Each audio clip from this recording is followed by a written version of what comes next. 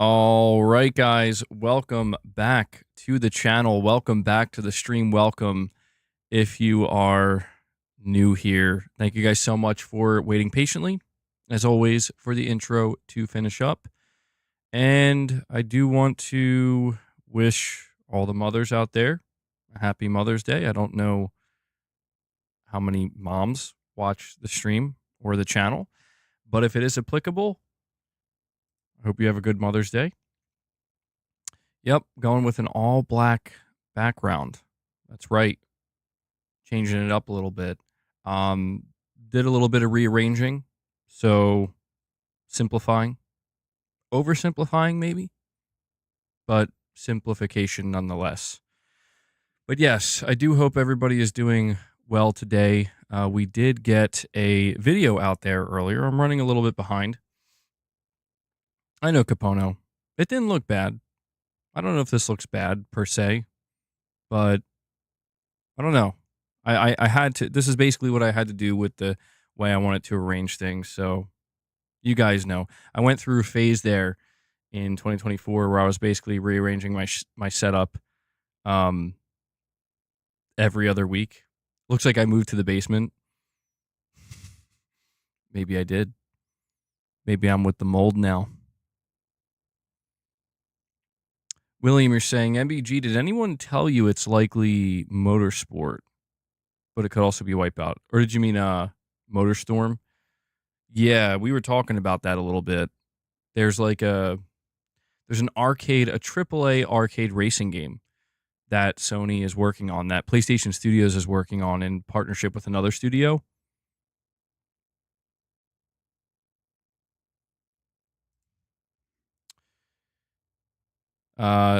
Texan American Gaming says, "Happy Mother's Day, Mrs. MBG." Yes, we are here to wish Mrs. MBG a happy Mother's Day. It's probably live service. Well, I mean, yeah, you would assume, right? I mean, it kind of makes sense for a title like that to, I guess, go in the live service direction, but no one brings up Wipeout. That's true. It could be Wipeout. Yeah, Wipeout's a classic too. I do wonder between the two which one Sony would be more likely to go with, a Motorstorm or a Wipeout, or maybe that would be up to the studio. Maybe Sony's cool with either. But either way, it does seem like Sony, Sony does need to maybe offer an alternative racing game to Gran Turismo. Because for as great as Gran Turismo is, it does seem like people do want something that's more arcade-like, right?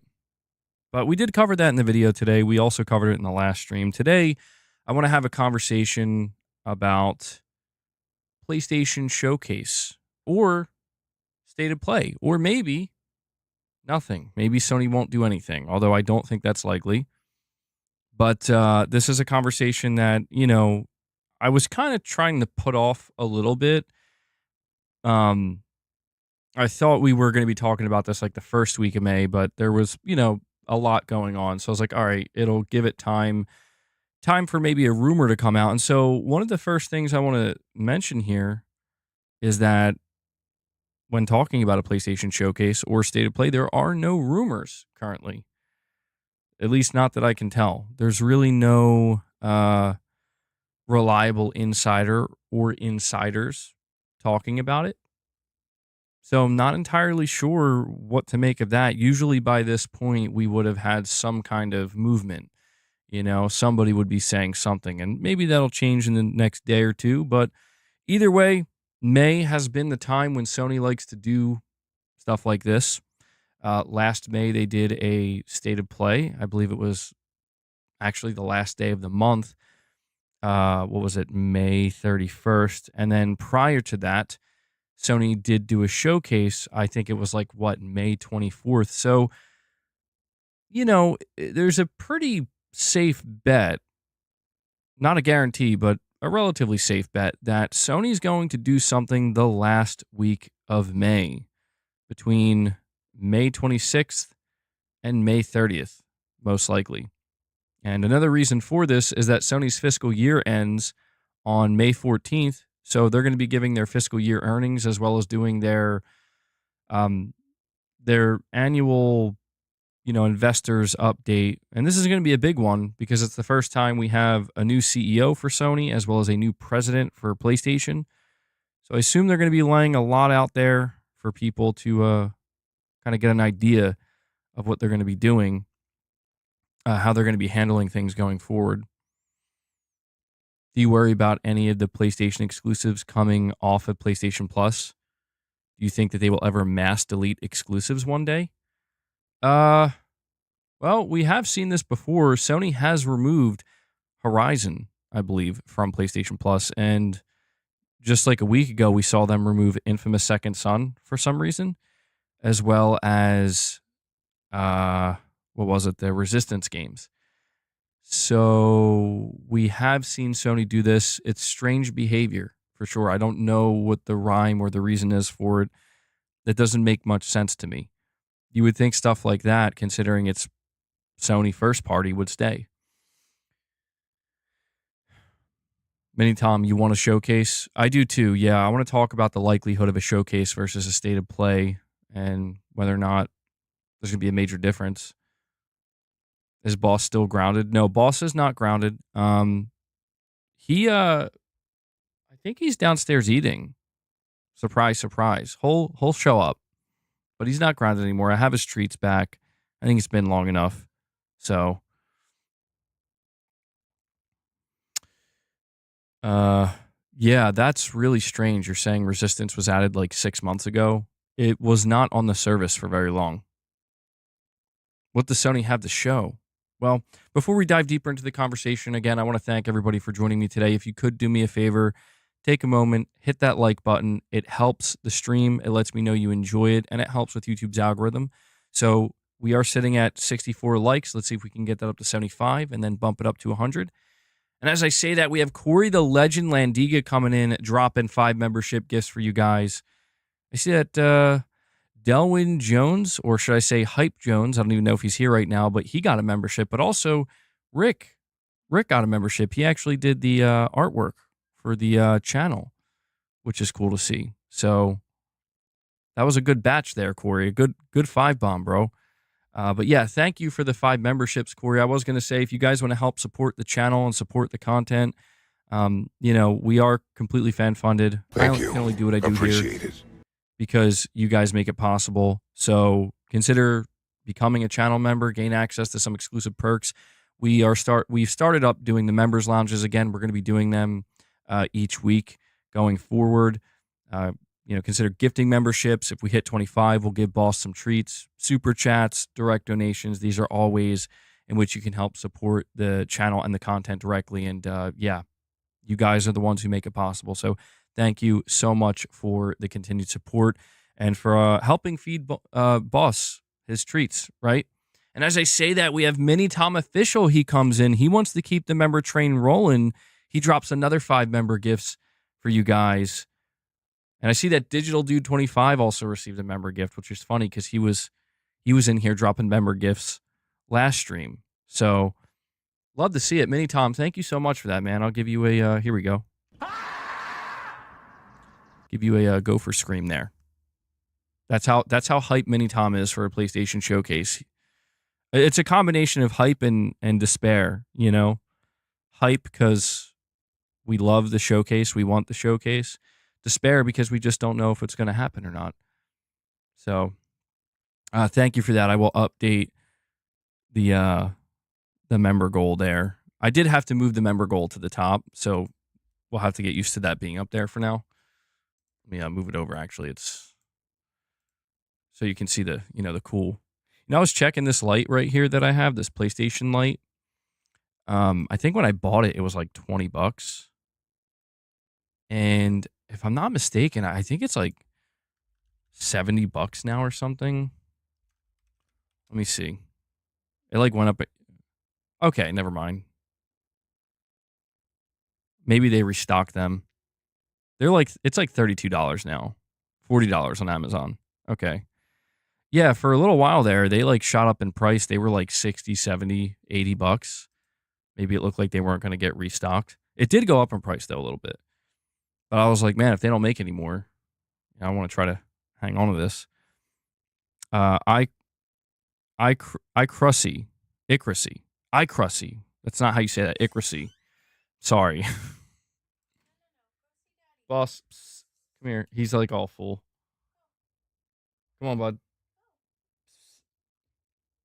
See if you get used to this new setup. Come on. Here. Yeah, that'll get him moving. Icrusy, I'm sorry for destroying your name. You're saying if there's no showcase this year, I don't expect one until PlayStation 6. Yeah, so that's actually an interesting come on. Hold on, before I respond to that, I want to see if boss is going to have any trouble getting up here. He shouldn't. There's more than enough space. You coming?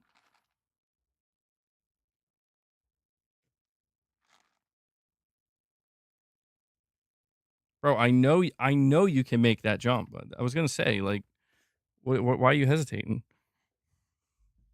All right. Icrusy.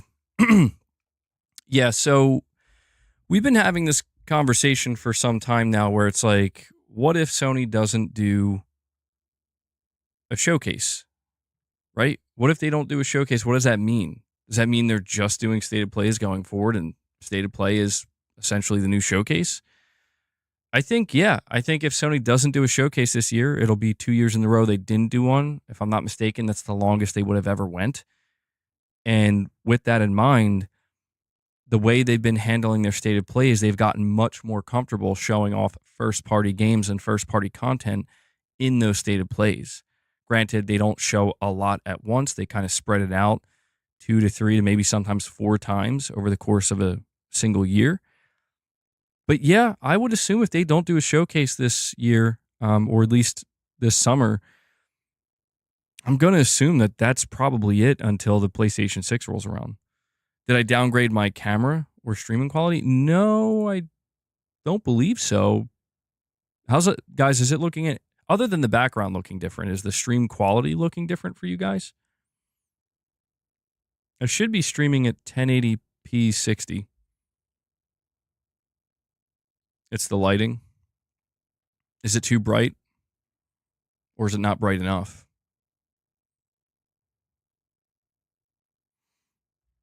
It is too bright. You know, it's weird because like the ring light I'm using, this is the lowest like brightness setting I can set it to. The area on my face is too bright. I'm too bright, the room's too dark. All right. Hold on, let me try moving the light and see if it changes it.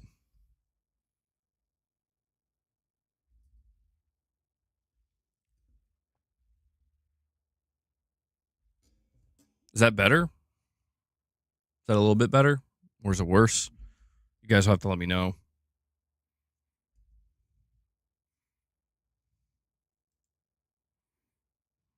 A bit better.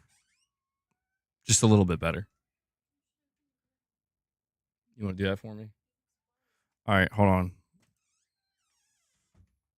Mrs. MBG is just going to open the curtain and see, and we'll see what that does. Oh, God.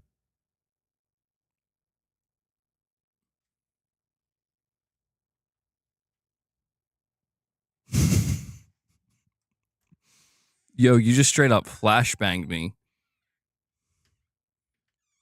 Did it adjust though? Did the camera adjust? It looked like the camera had to adjust in real time.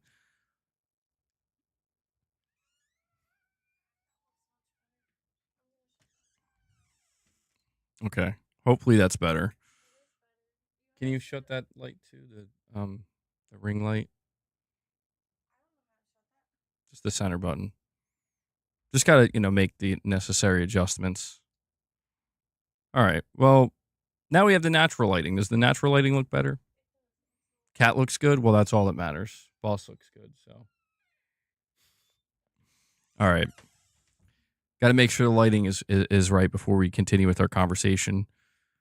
Boss 100% light resistance. It's warmer looking. Green screen next. Yeah. I've never actually used the green screen. Although you would you think that's probably the way to go, right? Am I a vampire? No, I guess I just didn't realize how dark the background looked. I mean, I like the natural lighting better. I always just feel like it doesn't look as good. I like the natural lighting better because it feels better, you know, having the sunlight come through. But anyway, hopefully that problem is solved now. Um, many Tom, you're saying you can't see now. Well, hopefully it's fixed. Boss is doing okay right now. He's behaving for now, but the only reason he's behaving for now is probably because he was downstairs eating his food. That's why. So I think we're a little bit off schedule. I'm streaming later than usual today, so I think he's all thrown off. He's confused. Boss is being good because it's Mother's Day. You like the late stream, Mini Tom?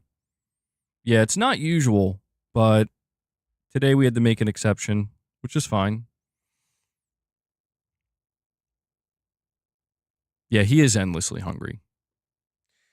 But yeah, getting back to the super chat here, Sony has not been consistent with showcases this year at all. Sony has only they did a showcase, they did two showcases in 2020 during the launch of the PS5. They did one the following year in 2021. They skipped 2022. Then they did one in 2023, which was considered very disappointing. And ever since then, they've only been doing stated plays. But I did tell you guys that one of the biggest things that Sony has changed, like I said, is they now put first party content in their stated plays. In fact, all of the big game reveals that we got have come from stated plays. Ghost of Yote, Saros, went Astrobot. When that was first revealed, it was revealed at a stated play and then it launched 3 months later. So there's this kind of idea that Sony maybe is done with showcases and going forward, they're just going to continue to do stated plays every 3 to 4 months. And when they do these stated plays, they're going to make sure to have some first party content there. Now, I wouldn't be totally opposed to this. For example, if Sony does do a stated play this month instead of a showcase, but again, who knows, maybe they'll do nothing. But if that is what they choose to go with, I won't necessarily be upset. I will just be hoping that it's going to be a very good stated play. You know, that there will be a solid amount of first party content and you know, just a solid show in general. The last stated play we got was in February, and I thought that that was a particularly good stated play, honestly. I know that some people were disappointed for their own reasons, but for me personally, it was like 40 minutes. They showed a slew of third party and second party titles that I thought looked pretty solid or pretty good, or actually pretty great, depending on which ones we're talking about. And then they ended it with, you know, the big reveal of Saros, a big first party title from Housemarque that I think looks incredible. And, you know, I walked away from that stated play just kind of feeling like I don't really think I could ask for much more from a stated play realistically. But there's no denying that no matter how good a stated play is, there is something to be said for a showcase. A showcase has just a kind of special feel to it. And it really kind of brings you back to the glory days of Sony E3, you know, E3 2015, 16, 17, where they just had these colossal shows where, I mean, you were truly just, you were drowning in announcements. And it's like every announcement was trying to one up the previous announcement and reveal. And, you know, the problem though with that, and this is something that I think people don't really talk about, is it did start to kind of peter out a little bit, right? Sony went really, really hard with the showcases in, I'd say, did they have a showcase in 2014 or an E3 showcase? They probably did, but for like 3 or 4 years there, they really went crazy with it. But then on the second half of the generation, or towards the tail end of the PS4 generation, E3 2018, people were very disappointed by it, or at least somewhat disappointed by it. And then in 2019, Sony was just straight up like, we're not attending E3 this year. We're not going to have any kind of showcase. And so you could kind of see how like maybe they did show too many things at one time, and maybe that's why they felt the need like we have to do these smaller to mid-size shows with state of plays to kind of mitigate that. And yeah, overall I do feel like it hasn't been a bad strategy. It's just it doesn't necessarily it doesn't necessarily make up for the lack of a showcase. I just think it makes sense why they're doing it, but people still want to showcase. And so it kind of puts Sony in this awkward position where it's like people still expect a showcase, and they expect that showcase to be really good, like the good old days. Yeah, like 2015, 2016. But is that realistically possible when you're also doing 2 or 3 or sometimes even 4 stated plays scattered throughout the year? It's a tough one. Seems like a lifetime ago. It was, yeah, I mean, it was basically a decade ago at this point. Um, you think a showcase should only happen in the beginning and the middle of a gen? Corey's Corey's basking in the glory. He's reminiscing the previous presentations. Totoki won't be opening the pocketbook for any sort of showcase. At best, minimal SOPs are the most likely outcome. Yeah, well, I mean, it. I think it really depends on. So, like, if you're Sony, right? Do you just stick with stated play and try to make it as good as a showcase, or like as close as you possibly can, where it's like the stated play is going to be so good that people won't care it's not a showcase. It won't actually be a showcase. It won't have that same, you know, it won't have the same name. But I don't know, because when I think about what Sony could show, and like that's the big thing, right? Like if they were to do a showcase, what would they have to show? Well, there is a certain reality we have to acknowledge here that I think some people are going to be a little bit disappointed by, but it's just the way it is. The reality is that Sony does have still quite a few live service games that if they do a showcase or even if they do a state of play at some point, these games have to show up, right? These games have to make an appearance. We're talking about games like Fair Games that did show up at the last showcase. It opened the last showcase, and people were perplexed by that, to say the least, or underwhelmed. You think about the Horizon live service multiplayer game that has yet to be revealed and shown off. So that has to make an appearance somewhere. You think about this new studio that they just announced called LFG, looking for group, not let's effing go, right? Um, they're working on Project Gummy Bears, which if you read the description of that game, I don't know that that's going to speak directly to the core PlayStation community. It may not, but they're going to have to show that off at some point. And then I think there's one I'm forgetting. Or is that it? I think that might be it.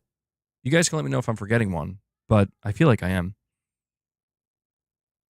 Well, you know what? It was Marathon. We did just see Marathon. So there's also Marathon. Now, those are the live service games. But when it comes to the single player games, I see you mentioning Wolverine, Mini Tom. This is a thing, right? I think Sony has enough single player games to where they can effectively show some gameplay from maybe not all of those games, but some of those games, chunks of gameplay, I would say in between showing off these live service games, that if you despise the live service games, if you see a gameplay trailer for Fair Games and you're like, that looked horrible, I don't like it, but then not too long after you see a gameplay trailer for Saros and you're like, that looks incredible, that's a day one, and then you see maybe like a reveal trailer for Project Gummy Bears and you're like, ooh, I don't know about that either, but then after that you see some intergalactic gameplay or some Wolverine gameplay. I feel like Sony has enough right now, assuming the studios are ready to show these games. You would assume they are. They have enough to, I think, balance it out, where it's like the big problem with the last PlayStation showcase, as I've said numerous times, is there was way too much emphasis on live service games without showing anything of those live service games, and then just expecting Spider-Man alone to carry that showcase, which no matter how big Spider-Man is, like that's one game. That's not going to do it. You know what I mean? For a state of play, maybe, but not a showcase. Lux, you're saying, did you see the PS5s overheating during the EVO finals? Some funny clips over on Twitch. Maybe the event didn't have the air conditioning on full. No, I didn't hear about that. That is funny, but also really annoying. Holy crap, man. I can't even imagine being in an EVO tournament, got like money, reputation on the line, and then a freaking PS5 overheats. Did any of them burst into flames or start smoking or something? I did not hear about that, Lux. That's funny, though. Come on, Sony, what are you doing?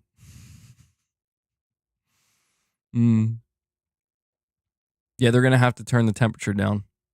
Put the AC in overdrive.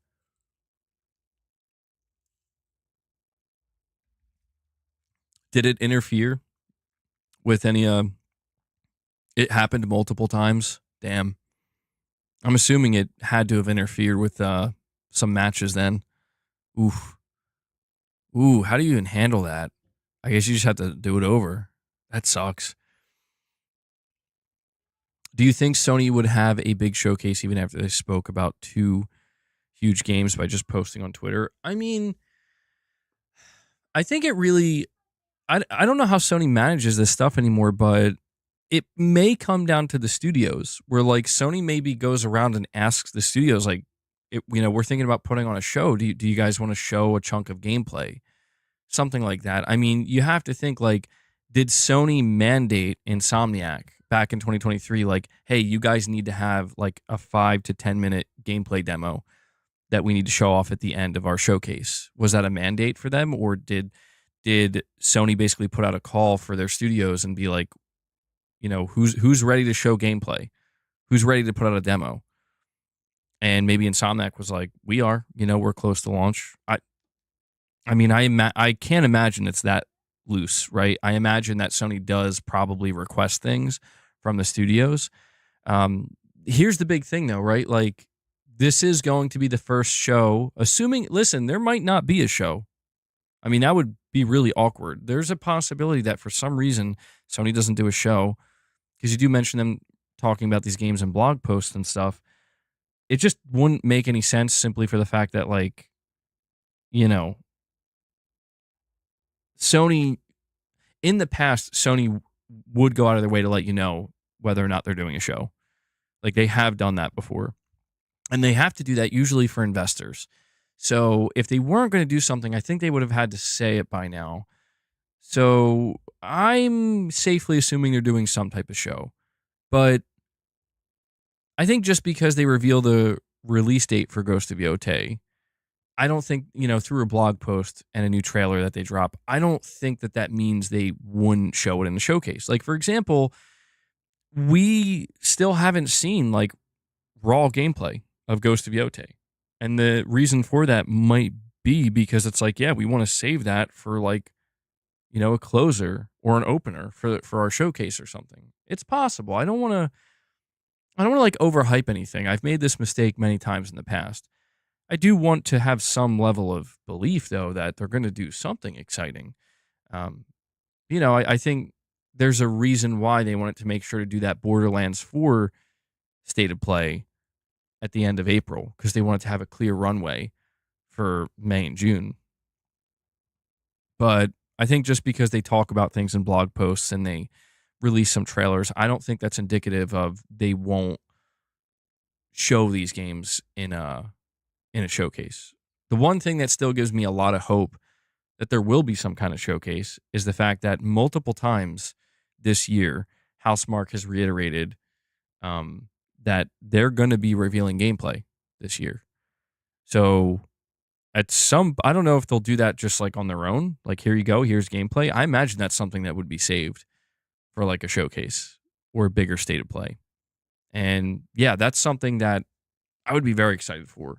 I am excited for it, right? Like, Saros, I feel like it's kind of gone under the radar a little bit. I'll be honest with you. I feel like people talk about how they feel like sometimes the PS5 or Sony, like, they're lacking games and whatnot. And I don't see people talking about Saros. Like, bro, this is a brand new IP, that looks incredible. that's coming next year. Like I from one of Sony's most talented studios. Like I feel like that's something you got to, you know, it's worth paying attention to. But yeah, we think about Wolverine, and Wolverine, I have no doubt, is probably a 2026 game. I don't think I would even be shocked at this point if it somehow is later than 2026, but we have yet to see anything of that game that wasn't leaked out. So I don't want to like get people's hopes too high and make it sound like Sony's got like an E3 2015, 2016 level showcase on the horizon, because I don't believe that. I don't see what could be there right now to make that happen. But what I do think could happen, like if I'm being more optimistic about it, I think they could have a showcase planned for the end of this month or maybe early June. And it won't be the greatest showcase we ever see, but it will be a very good showcase, right? It will be something that we walk away from and be like, that was a solid showcase, much, much better than the last one. That's my big hope, right? I do think that is possible. And if that's something that isn't going to happen, then the next best thing I would say is we get a pretty good to great state of play at the very least, right? It appears that studios and platforms in the gaming industry are getting more and more comfortable revealing games on their own terms and not tied to any specific event or timeline.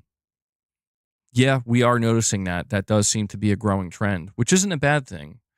You know, I'm not I don't see the announcement we got for Ghost of Yote as a negative or a bad thing. If anything, it just left me wanting more, right? That's kind of the thing. It feels more like a uh not like a tease cuz they showed like a 3-minute trailer, but it feels like it's really kind of building up to one last big kind of like, all right, and before the game actually comes out, here's one more thing we want to show you, right? It feels like it's kind of building up to that, but it might not be. It could just be that, yeah, these teams, like when Housemark says we're going to be showing you Saros gameplay, that could simply mean that, yeah, like when we're ready, we're just going to drop it on you.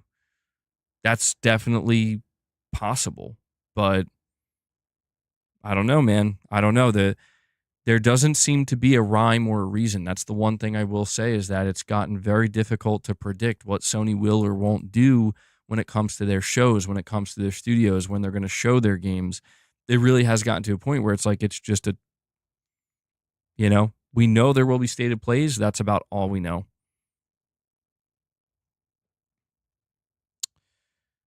Um,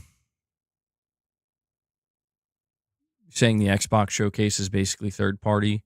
Yeah, I mean, you have to wonder how much that may influence Sony's decision making as well, right? Phil Spencer did say in a recent interview, he flat out stated that, yeah, you can expect to see the PS5 logo or the PlayStation logo in trailers at our events going forward. And, you know, when you consider that Microsoft is doing their annual showcase on June 8th, they do have a ton of studios. They have like over double the studios that Sony does. They have a lot of IP.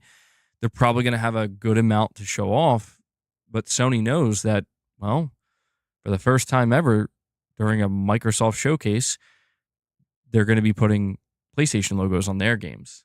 To whereas the way it used to work is any game that they would show off could potentially be, it could hurt them, where it's like, oh, does it look like that's a system seller? Does it look like that might win people over, convince people to maybe go to Xbox? So we're so far removed from that you have to imagine Sony is at the very least considering that, right? Like considering for the first time ever, like as we're thinking about maybe doing a showcase and we're thinking about what a state of play could look like in May or June, we're going to have the first ever Xbox showcase where we're part of it, right? Not like, I mean, indirectly. I assume that changes the equation somewhat when they're coming to when they're kind of getting together and deciding what they want to do for the spring/summer. We were hearing things about Hellblade 2. Apparently that was supposed to make its way to PlayStation, but as of right now it hasn't been announced. It wasn't announced yet. And maybe they decided to pass up on it. I don't know. Maybe they were afraid it just wouldn't be worth it. It wouldn't sell well enough. Or maybe it's just taking a little bit longer to port over. I'm not entirely sure. The problem with these showcases and state of plays is no one is ever happy, so Sony might as well just drop things now and then. Yeah, I hope that they don't give up on state of plays or showcases. I don't think that they would give up on state of plays. They have to do something, like they can't literally just do blog posts. That would be too detrimental. But I know exactly what you're talking about. I'm here for every state of play. I'm here for every PlayStation show. And it does become, a bit frustrating at times when you feel like Sony put on a really good 40-minute state of play.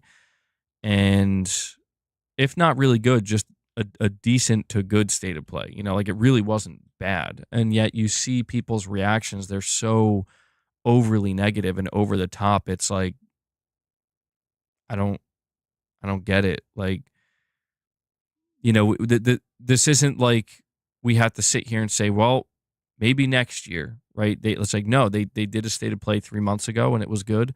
They did another one now. It was good. They're probably going to do another one 3 months from now that we hope will be good too. It just, I feel like when you take these separate state of plays, if you were to put them all together, sorry, I hit my mic. If you were to put them all together, they're likely going to end up being bigger than a showcase if you think about it, right? Or the same size of like a massive showcase, an hour and a half long showcase or something like that.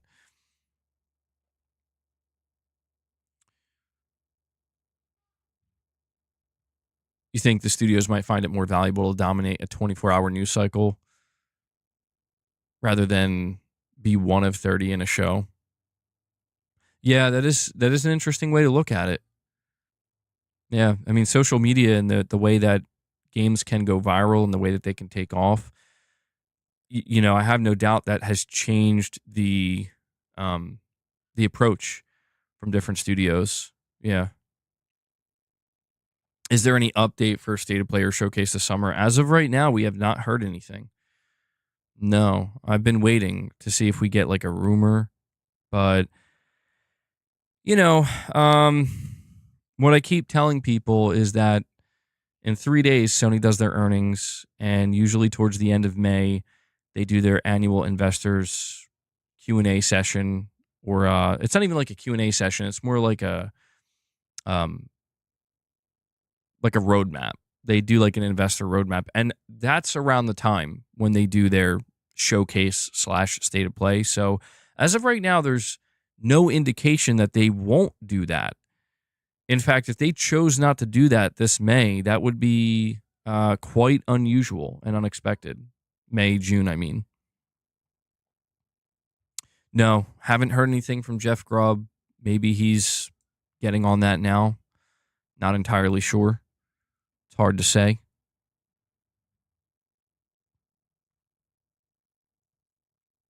Saying most people moan about the state of plays. Yeah, so we have two really big shows happening basically back to back. On June 6th, that's going to be Summer Game Fest, and then on June 8th, that's the Xbox Showcase. So in that window of time, we're getting two major shows back to back. If you're Sony, I mean, do you go before or do you go after? I think they probably go before. You feel tired of waiting for a big collection of games to get announced? Where are the big hits? But what do you mean by collection? Do you mean like multiple big games at one time? I mean, when it comes to new game announcements, there are a couple of things we know about. Whoa, why'd that get so bright?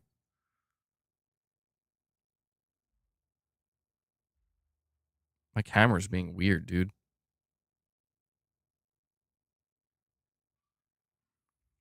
Yeah, I don't know why it just got way brighter. I think my camera's being a little weird today.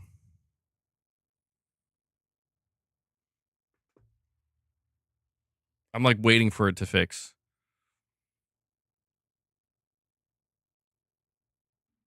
It's like it's not real. Hold on, maybe I can. Hold on.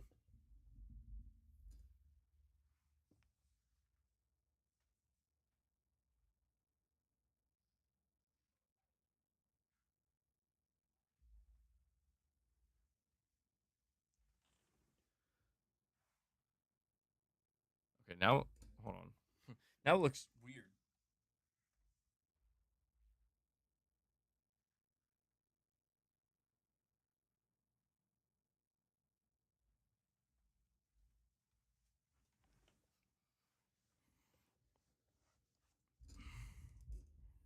Now it looks like there's a line over here. I don't know. Lighting's being really weird today for some reason. Sorry about that.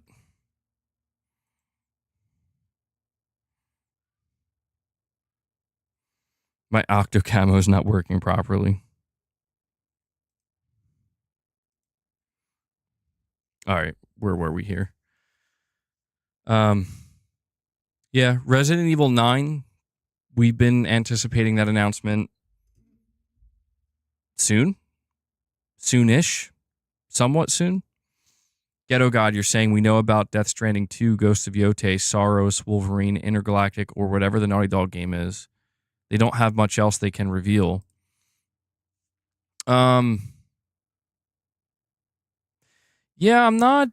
See, that's the thing. When it comes to like new game announcements, I'm really not sure what else they have other than Santa Monica's new IP, maybe Media Molecule.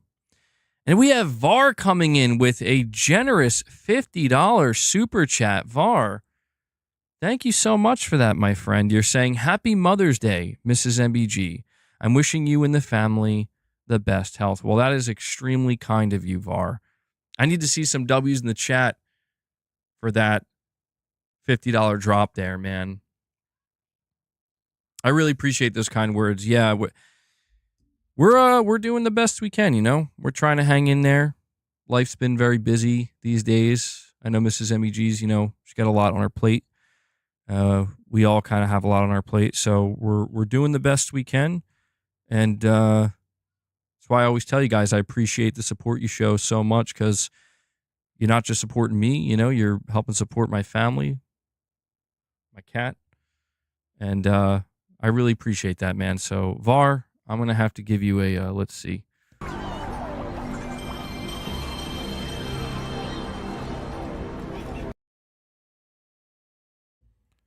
Little Astro PS1 there. Thank you, Corey. Yeah. Good stuff, man. Good stuff. We have such a generous community. I really do appreciate you guys a lot. I know that there's not like a whole lot of topics right now to cover, and you know, we're once again talking about the showcase or the state of play, you know, the imaginary showcase. But you guys still show up and you still show support, so can't really ask for much more, you know.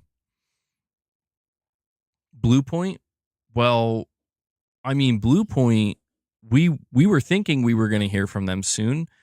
Unfortunately, it seems like Blue Point is not a studio we're going to hear from anytime soon, because their game was abruptly canceled a couple months back.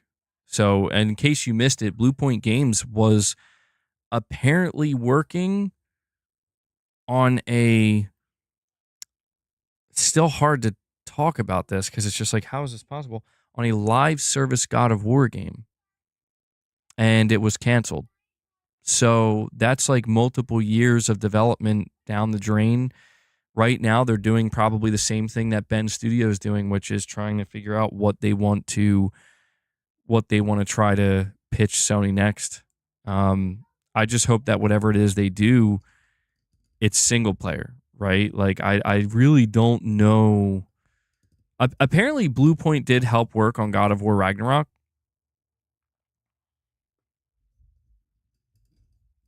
Sorry, they did help work on God of War Ragnarok.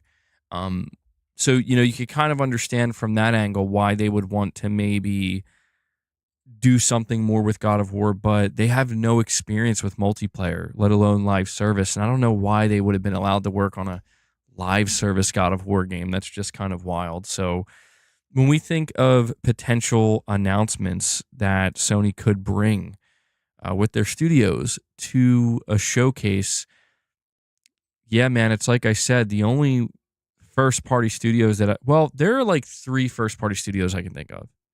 You have Santa Monica, they're working on a new IP. They've been working on a new IP for a while. You have Media Molecule, they're working on a new IP. I don't know how far along in development it is, though. Maybe they could just show a trailer for it. And you have Firesprite. So Firesprite's a studio that was purchased, but we have yet to really see anything meaningful outside of Horizon Call of the Mountain announced. And we know they're working on what I think is an Until Dawn 2. You have Dark Outlaw Games. That's a new studio that, I mean, we don't know how far along in development they are, but maybe they could be ready to reveal. You have LFG. You have the Horizon multiplayer game. So that's like 6 things. Not sure. But my feeling on, yeah, I mean, Haven with Fair Games. My feeling is that, oh, by the way, Project Ooze. So that was Deviation's game. Sorry, I forgot the studio name for a second. Deviation was working on Project Ooze, and that got canceled, and the studio shuttered. But Jason Blundell and a lot of the talent that was working at Deviation moved into PlayStation Studios to make Dark Outlaw games. So Project Ooze could live on inside of Dark Outlaw games if they are continuing with that, or maybe they just are starting from scratch again. I think it was some kind of third-person shooter, Project Ooze, if I understand correctly. Something along those lines.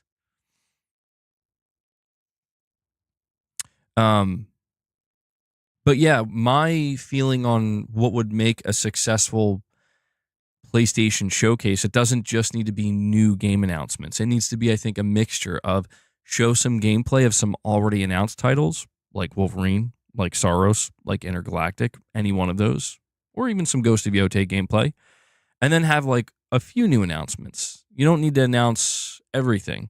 I think if you just have a healthy combination and mixture of those two, and I think Sony tried to do that with their last showcase, where like, here's a new announcement from Haven, here's a new announcement from Firewalk, and here's a new announcement from Bungie, and then here's some Spider-Man gameplay. And it's like, yeah, those are 4 first-party things. 3 of them are brand new announcements, but those 3 announcements had no gameplay. They were CG trailers, and they looked, frankly, kind of lame, maybe outside of Marathon. And then the Spider-Man gameplay looked good, but that was about it. Like, there wasn't really anything else there. So, Nicodemus, thank you for that. Yeah, I think she's been popping in and out of the chat, so she'll probably see that. MacTube, you're saying MBG, after looking at them both very closely, it's clear to me that Death Stranding 2's graphics are better than GTA 6's. I mean, I wouldn't be surprised if that turns out to be the case. Death Stranding 2 has a lot less going on in like it is a big open world game. It's large in size and scope and scale, but if you look at what's going on in the background, I would say in GTA 6, it's kind of nuts, Something, I want to say this for a moment here, something that I think a lot of people didn't quite pick up on was that when Rockstar tweeted out that like the GTA 6 trailer was a mixture of cinematics and gameplay, they said it's like basically half and half, that like half of what we saw is actually gameplay. And it seems to me that they just altered the camera angle to make it look cinematic and kind of trick you where it doesn't look like it's gameplay, but it actually is. And I think that that's something that's absolutely worth keeping in mind. So, like, if you keep that in mind and go back and watch that trailer, you are probably going to try to discern, like, decipher, I should say, like, what's gameplay and what's not. And that's kind of crazy. So, I do think that, you're talking about Death Stranding 2, the Decima engine. The Decima engine is no joke. It's one of the best looking engines out there. But I can't deny that it does seem like overall it seems like Death Stranding 2 has less going on in that, like, overall in the background in that open environment than something like GTA 6 does. But they both look amazing. And that's the thing, man. Yeah, exactly. We haven't seen what either of these games are going to look like on the Pro, which is very interesting. Podcast now is saying Mind's Eye is not a game and more like a simulator. Really? What kind of simulator? That's interesting.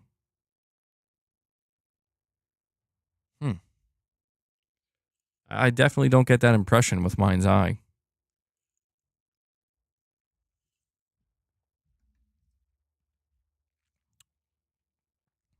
Shems, you're saying Rockstar have always done trailers that way? It's true. Yeah, it's true. They've always done a great job with their trailers. The thing I've always appreciated about Rockstar, and specifically with the Grand Theft Auto trailers, is they don't hide anything, dude. They do not hide anything. Same thing with Red Dead. They just show you, like, this is what the game is. They're not trying to oversell you. They're not trying to undersell you. They're just putting it out there. And the only thing that they've ever really done is alter camera angles for cinematic effect. I've always loved that. I feel like more studios should do that. I guess maybe it doesn't make sense for all games to do it that way, but even Digital Foundry didn't think it was gameplay, and then Rockstar said it was. Yeah, maybe Digital Foundry is what prompted them to say that, you know. You're glad you locked in your Pro before GTA comes out? You think they're gonna sell out for a little while? Yeah, I saw some people were upset with Doom: The Dark Ages because apparently its software. Now, I didn't know when I was playing it myself, but comparing it to the other consoles, it seems like they pretty much did nothing for the PS5 Pro. It just has a slightly higher resolution, but the frame rate dips sometimes, and apparently it runs better on the Series X. And I'm like, well, that's a little bit disheartening, you know? To be fair, though, other Microsoft studios have done a good job bringing up games for the PS5 Pro, so maybe they're going to patch it or something. Maybe they're cutting it close, you know? It's hard to say. It's hard to say. And VAR comes in with a second $50 super chat. VAR, bro. That is so kind of you, man. I am like double checking here. This isn't glitched out and it's not a repeat of the same. Wow. It's not VAR. Thank you so much for that, buddy. You're saying here you've been so inspirational, man, with your work ethic. This is for you and Mrs. MBG to go see Marvel Thunderbolts, LOL. I actually heard that's apparently really good. We fell off Marvel a little bit. I think the last thing we watched was Deadpool and Wolverine. We did go to the theaters to watch that. Really enjoyed it. But we have to catch up. And VAR, thank you so much for that, dude. That's very, very kind of you. I mean, you basically just dropped $100 in super chats. And I really, really appreciate those kind words, man. Means a lot. I know it means a lot to Mrs. MBG. I'm not sure if she's watching at the moment. She probably is. So we'll try to do that, man. We'll try to set some time aside. We did go see the Until Dawn movie, and that was the first time we saw a movie, I think, since Deadpool and Wolverine, and we had a good time. And I was like, yeah, we should go to the movies again soon.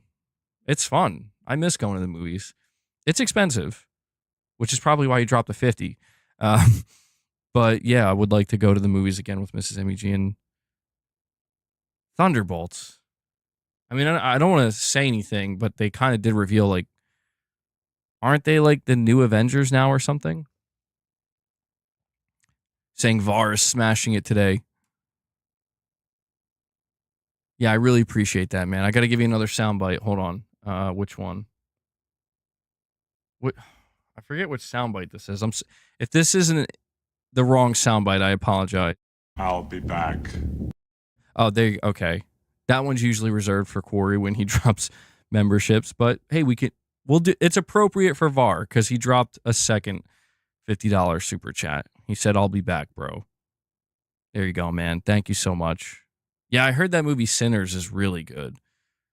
Really, really good. You want the Metal Gear soundbite? Hold on, let me see. I think this is it. But that was some fancy shooting. You're pretty good. Metal Gear Solid 3. Can't wait for that, man.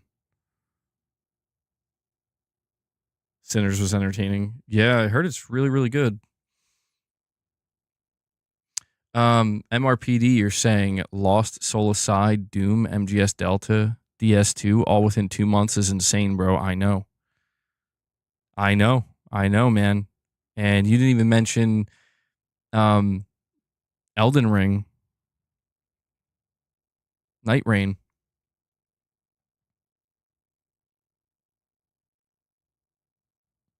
Wow, okay, that's interesting. Sinners is a masterpiece and modern From Dusk Till Dawn. From Dusk Till Dawn was an awesome movie, bro. Yeah. Oh yeah, and Gears of War. Throw that in there too. Planet Schlorpian, I'm not sure what that last word is you said there. Do you think Crimson Desert will... Did you mean to say suck? I'm not sure. I've been hearing about Crimson Desert for the past couple of years. I haven't really been keeping up with it too much.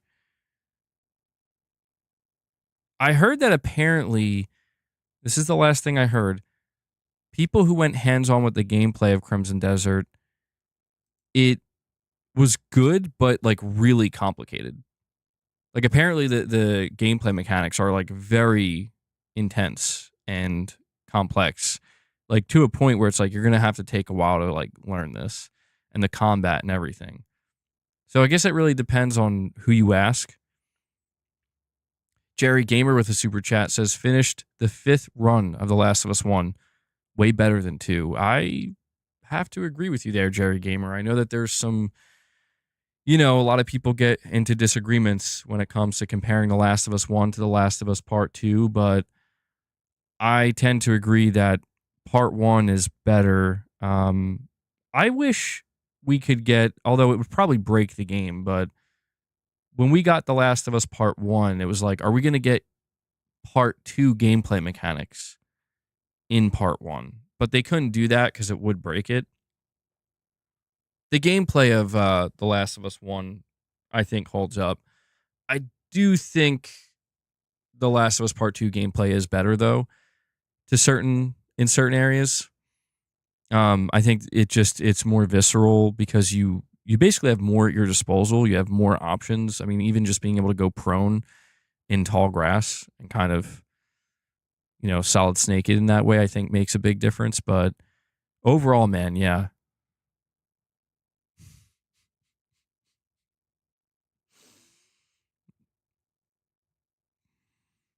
MRPD, that's what did you in, man. That's what did you in.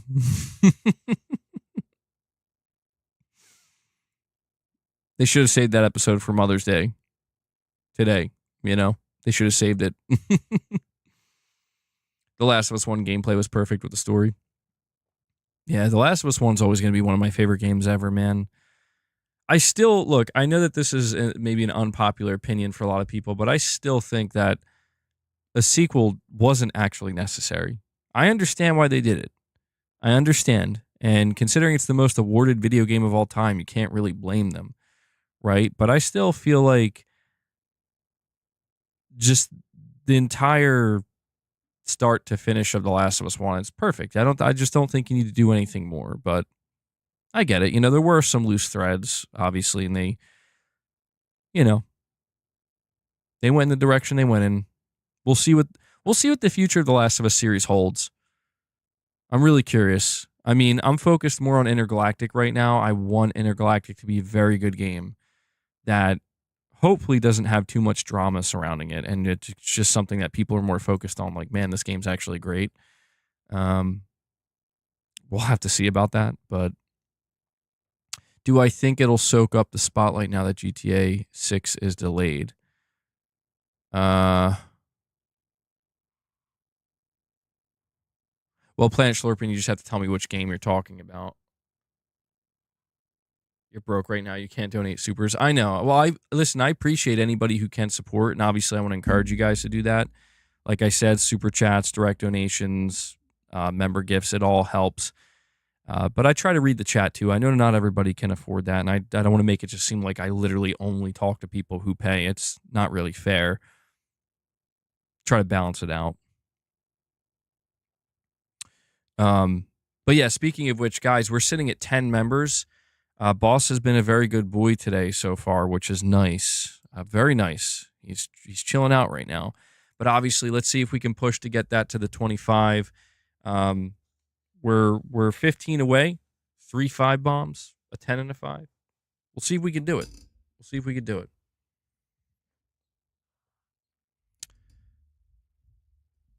You personally hope Saros is not a roguelike like Returnal. I feel like a large amount of people quit the game because they were tired of replaying after dying. Well, apparently, one of the big changes they're making with Saros is you will be able to, you won't lose your stuff, is what I mean to say, when you die. So there's going to be a much better sense of progression. So I think that that could be a huge difference maker in whether people stick with the game or not. Yeah, I'm sorry about the stream starting a little bit later today. It wasn't the initial plan, but some things came up. So we're here, though. We're here. It's a later than usual stream on a Sunday.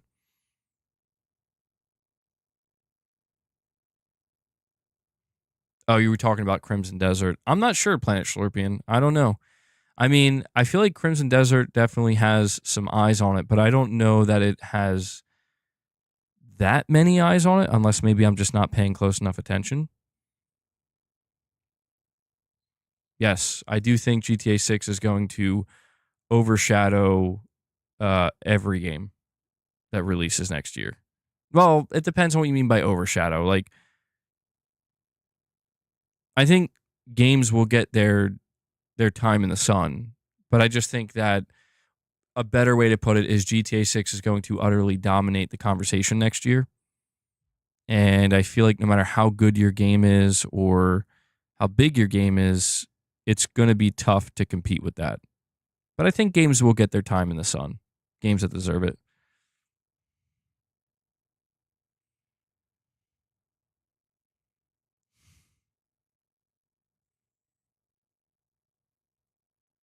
Could Saros be a hit like Expedition 33?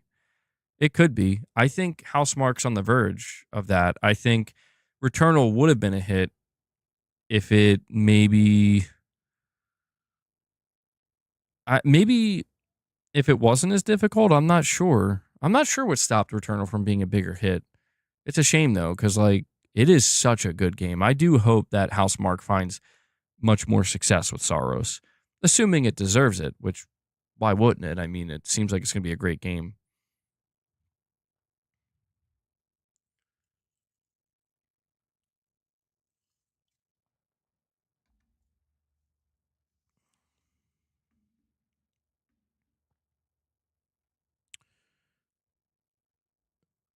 Red Dead Redemption 2 did lose Game of the Year to God of War, though, so maybe something can beat it. It's possible. It's possible, man. Yeah, I don't want to say it's not.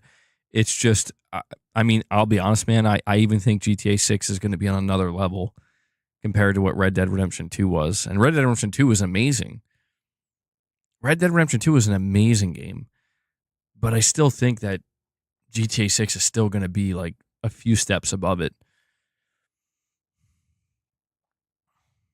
Saros will be a nerfed Returnal. They need the game to actually sell copies this time. Yeah, that was unfortunate with the thing about Housemarque is or with Returnal is that what it lacked in sales it made up for in I think prestige and recognition. It won a lot of awards. It really elevated Housemarque I think to another level. But yeah, I'm okay with that. That's why I'm like kind of okay if they need to make some changes that they think are going to bring new people in and move more units. Plus, they will have the advantage of they're going to be launching to a much bigger install base on PlayStation 5 compared to when Returnal launched. Returnal launched when there were probably only like 8 to 12 to 15 million PS5s out there. I think maybe you're like 15 million or something. So you figure Saros comes out next year, they'll probably have 85 to 90 million plus PS5s out there. So I think that gives them a really good chance of finding a greater level of success. That's what I hope anyway, man. Like I hope it's not like, oh, it's sold just the same as Returnal or even worse or something. That would be incredibly disappointing. Because I assume it's just going to be an incredible game, Housemarque's a really good studio. They've always produced good results, I think. But yeah, man, I think that Returnal was them elevating themselves to the next level, and Saros, I think they're gonna do even better. I'm rooting for him for sure. Guys, if you haven't already, please take a moment and hit that like button. We're sitting at 121 likes. I want to see if we could get a big push to get to 150 likes. It's definitely been helping the stream. I did see that trailer for Dawnwalker. It looks really good. Yeah, I would obviously like to see some gameplay. They teased some gameplay at the end. It looks very good. Has a lot of potential.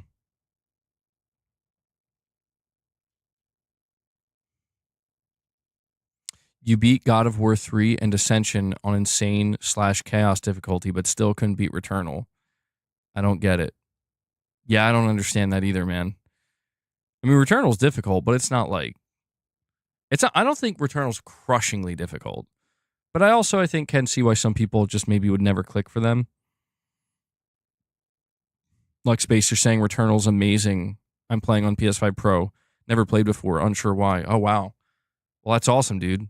That's awesome that you get to experience it on the Pro as your first time. Because it did just recently get a Pro patch. How far are you in it, Lux Space? I'm actually kind of curious because for me, the skill check really came in the third biome, the third level, basically. That's I think when the skill check came in. That was the real test.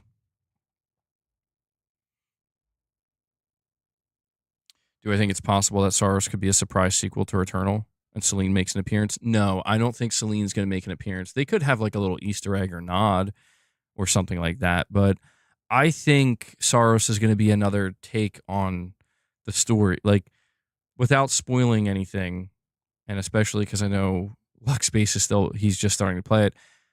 If you beat Returnal, you understand that there's some really interesting implications about the entire story that the game hinges on.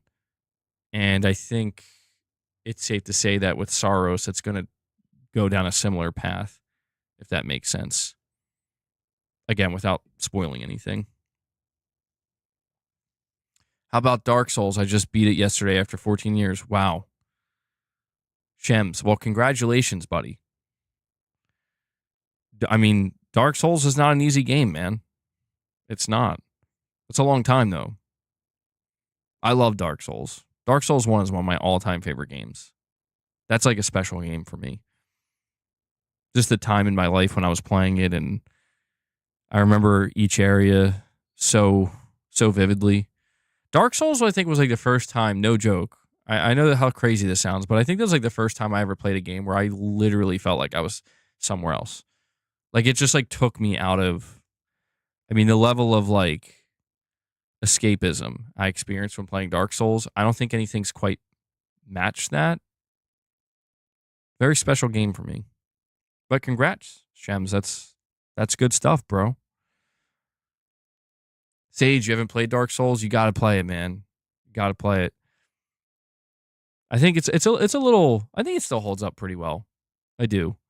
Jerry Gamer with a super chat says insiders have been real quiet for a long time now. Show still? I'm not sure, Jerry Gamer. We were talking about this a little bit earlier. I would have expected to get an update by now. You know? I would have expected to hear from like an insider or something that this is what Sony's doing or whatever, or what they're planning on. Or like, you know, there's going to be a show in a couple weeks. We haven't heard anything. I still think there is going to be one, though. It is difficult. Unsure exactly how long. I am in the third biome. I did not beat the boss yet. Okay. If you're in the third biome and you're making it to the boss, though, or like if you're making your way through it, I think you'll be okay. The third biome for most people is a skill check. And I think it just gets better from that point. MRPD, you're saying Detective Seeds said they're brewing something behind the scenes at Sony and he would have more information in a few weeks. That was about 3 weeks ago. Okay. Yeah, I'm not sure. You know, maybe Sony's being really, really quiet about it. Maybe they're trying to make sure like nothing leaks or whatever. Oh, Sage, you're saying you did beat Dark Souls 3, just not the first one? Okay. Yeah, that might be kind of tough to go back then. Still worth it to go back, I think, though. So I'm telling you, Dark Souls 1 has such a. I don't know. I played all the Dark Souls games. I beat all the Dark Souls games. Something about Dark Souls 1, something about that world, just the atmosphere. I don't know, the tone, something about it. Yeah, they do have Dark Souls remastered. I would like to see like a more proper remaster, maybe like a remake. Like, man, if like Blue Point could do to Dark Souls what they did to Demon Souls, oh my god, oh man, that would be amazing. I would love to see that because I enjoyed Demon Souls, but the thing about Demon Souls is it was Dark Souls was the proper follow up to Demon Souls. Like Dark Souls is what Demon Souls fully realized was supposed to be. You know, after kind of working out some of the problems.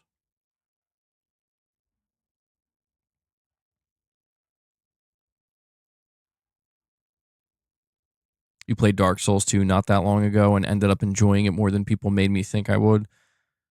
But I always like to try things first. Glad I did. Yeah, dude, Dark Souls 2 got I don't know what is up with people acting like that game's so bad or like so much worse than the first one. It's like it's not as good, but no, it's still an amazing game. Dark Souls 2 is I think an amazing game. I loved it when I played it. Oh yeah, the Tomb of the Giants. I always kind of forget about that area. That and Blighttown. Detective T I keep saying Detective Seeds said the same thing that Jeff Grubb said. Well, Jeff Grubb's the one I'm really waiting to hear from, mainly because I mean he has the best track record with this stuff with PlayStation. I'm just waiting for him to give the thumbs up that they're doing something. I don't need him to give me details. I'm just curious if he's gonna inform us at all. He's pretty much informed us every year. That's why I'm a little. It's interesting to me that we haven't heard anything yet.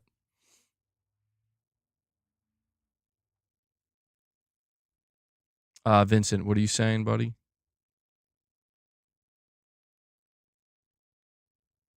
MBG heard me.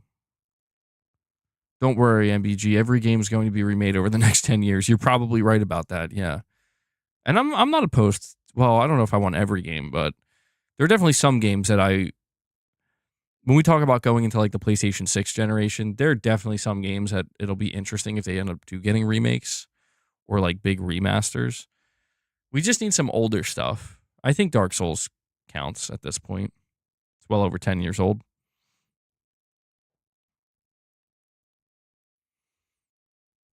Um, from what I understand, Detective Seeds does actually have sources. He has been correct about some things.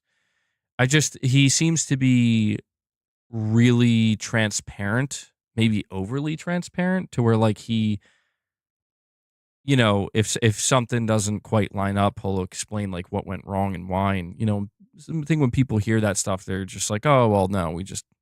That's the thing about playing the insider game, right? The insider game is one that I never wanted to play, and this is like I obviously, if I wanted to, I could try to get sources, but it's because like you're at the mercy of trying to like at any moment in time, if one of your sources wants to burn you, they can. You know what I mean? And it's a dangerous game. And you got to be careful. I mean, it's not literally dangerous. I just mean, you know what I mean? Like, all it takes is just getting one thing slightly wrong, and like people are like, you're not worth it or whatever. The truth is, though, nobody has a perfect track record. Luckspace, you're saying you think you're bad at the Souls games.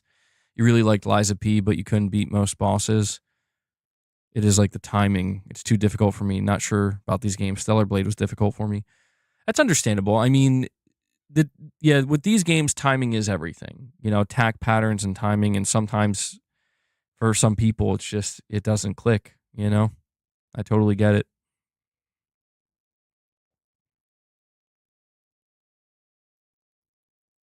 Wherever you live, do you have a coffee store called Tim Hortons? I've heard of Tim Hortons. I don't know. You're saying like a dedicated store. Pretty sure Tim Hortons is a coffee you can pick up at like any grocery store around here. Pretty sure.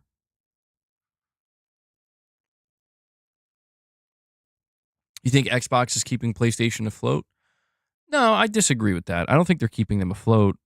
I think they're helping them. But PlayStation's helping Xbox, you know? Listen, man, I won't lie to you. I keep coming across things that kind of I feel like I keep getting pulled back. I keep getting pulled backwards. And it's my fault, but like I keep seeing takes from people or random posts or even videos sometimes or clips, and it keeps pulling me back. Where it's like I feel like I if I'm removed from that stuff and not influenced by it, I think it's very obvious like what's going on. It's not even obvious. It's just it's what literally is, and what literally is that PlayStation and Xbox are not enemies anymore, and they are not in competition anymore, and that is just a fact. There is no way around that. That you can't make that anything else because that's not what it is. And I keep coming across things that unfortunately do tend to have an influence on me where it's like, and it's part of the conditioning. It's because to be fair, it was that for so many years.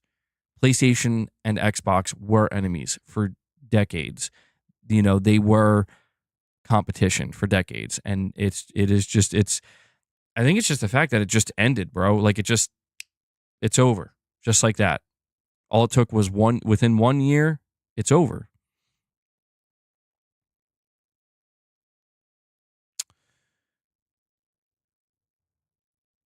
MBG, it's a shame that we have to wait on insiders and rumors for our PlayStation news. Not necessarily. Not news. No, I cover PlayStation news every day. If you're talking about shows, yes, we seemingly do have to wait for shows from insiders to hear about that. Corey, you're saying you had a power outage. What did you miss? Oh, dude, boss did like 3 backflips waiting for his treats, bro. You missed it. It was crazy. He started climbing up the wall and like walking on it and stuff.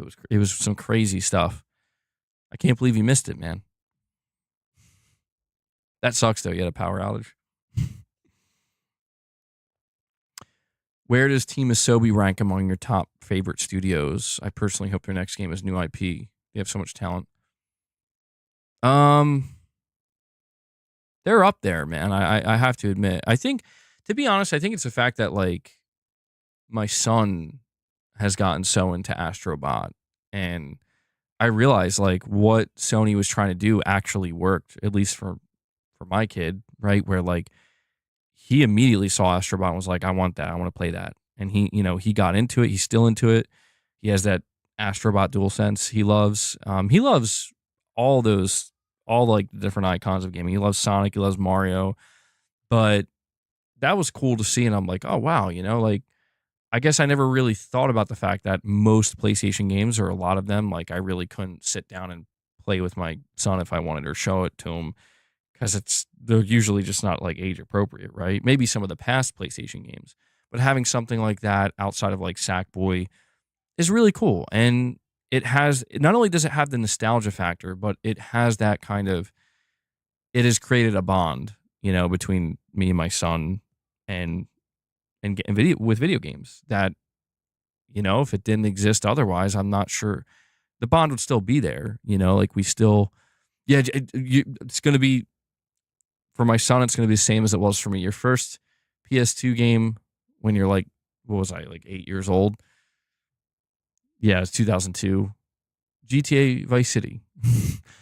My son's first game is going to be GTA 6. But yeah, no, Team Asobi's up there, man. I don't know if I want to like place them necessarily because I'm not trying to do that, but they've earned my respect. Absolutely. I think they're a top tier Sony studio now.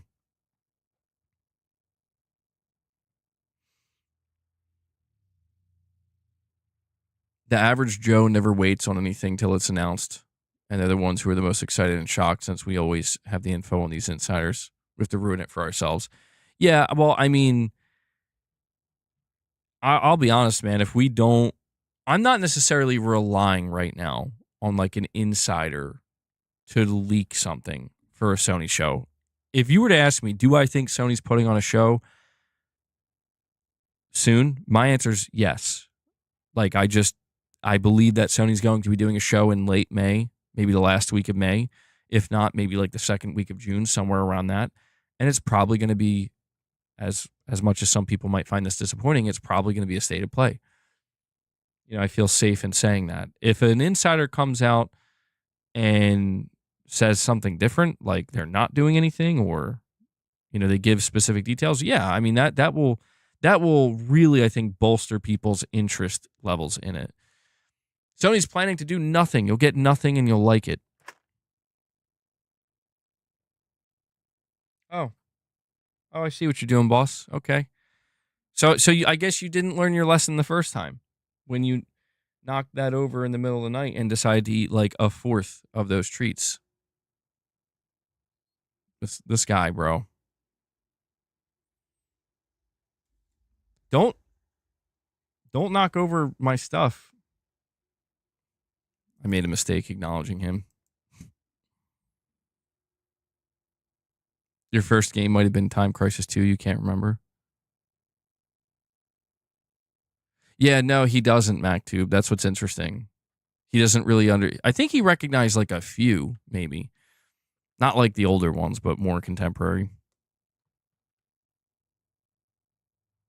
Bro, I swear if you open that again.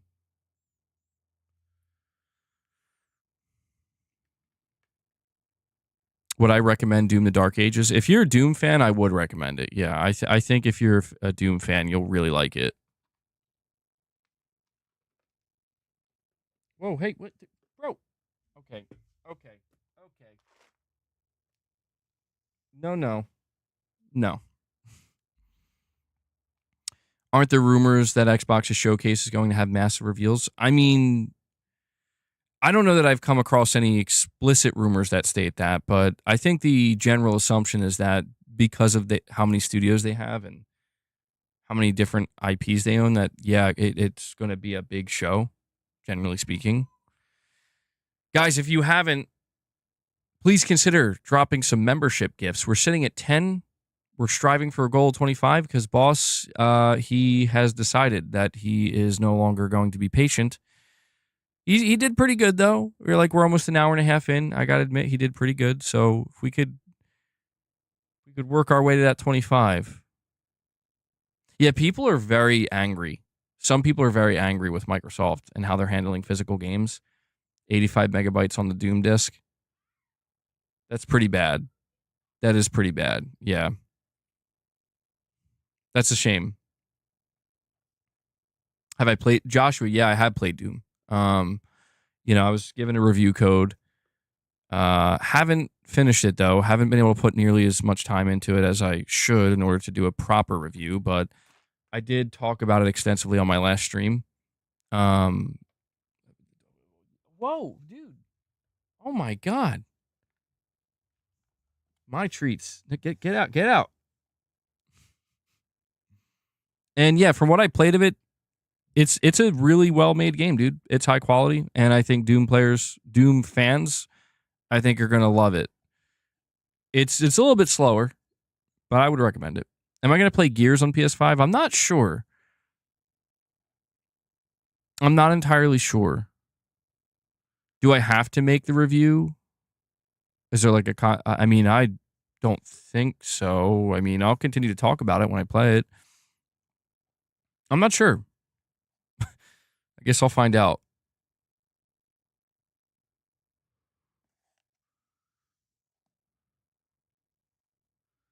You think we might not be getting a showcase because you think Microsoft has set the standard? Sony maybe doesn't have enough to show. I mean, I'm sure that makes Sony a little bit nervous, you know? Like, are they going to have enough in comparison? That is kind of the problem that they're up against, where even though Microsoft will be announcing games for PS5, they're still coming from Microsoft. Okay, dude, you gotta chill. You gotta chill. Calm yourself.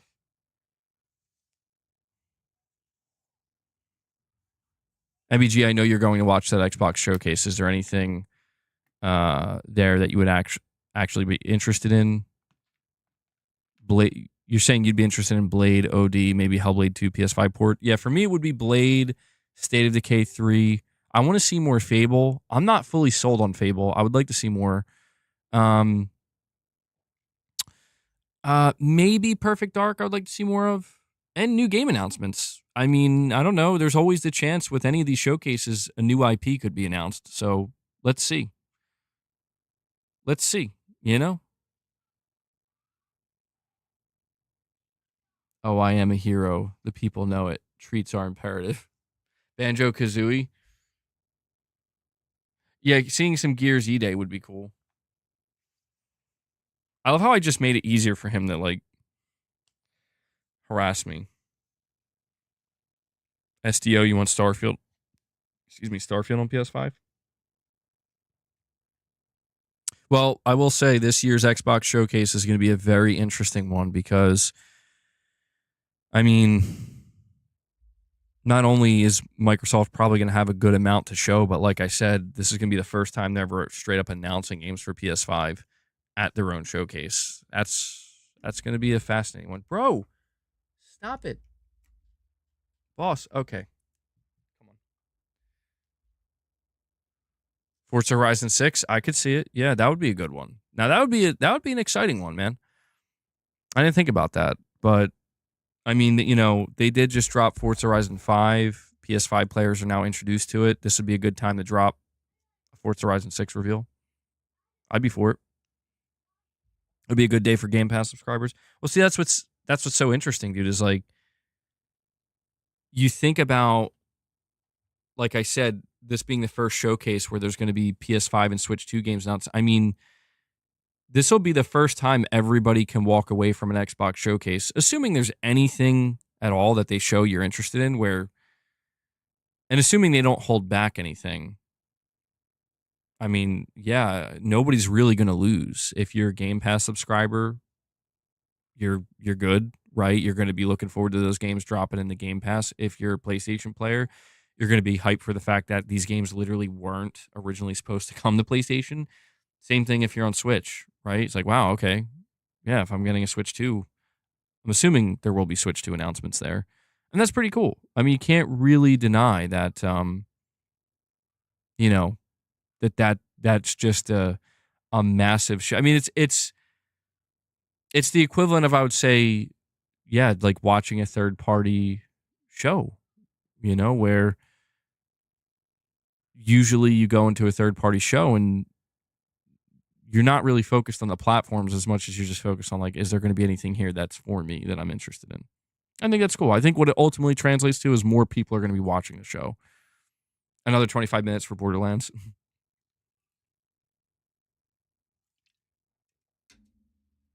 Boss.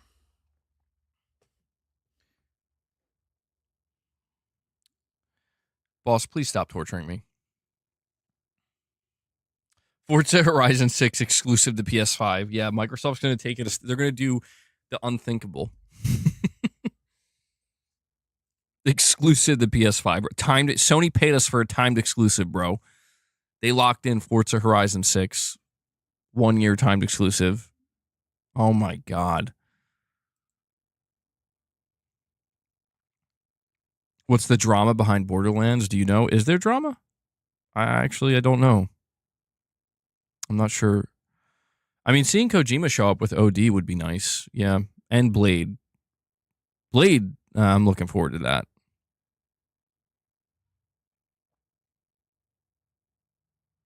That's what I heard. Yeah. Like Borderlands 3 really lost a lot of people. I haven't played any of them, so I can't tell you. Gran Turismo open world. I don't know if they would ever do something like that. I mean, you would think that would be maybe the next natural progression, but I don't know if that's what Gran Turismo players want. Gran Turismo Horizon, there you go. Now that sounds like something Herman would greenlight. GT Horizon. Hollow Knight 2. Oh, you think they're going to show the Elder Scrolls 6? I don't think RE9 is going to be at the Xbox show, man. I think if we get RE9, I do think that's going to be. I still think that's going to be at a Sony show. Because that's the thing, man. One of the reasons why I do think Sony is going to have a show no matter what is just out of obligation, if anything. Like they have a kind of obligation they have to fulfill to third-party partners to an extent. You know, they can't. I mean, I guess they really could just say we're not going to, but we have to look at it from the angle of Sony still wants to show off third-party games because they want to sell those games on their platform. I think sometimes we forget about that.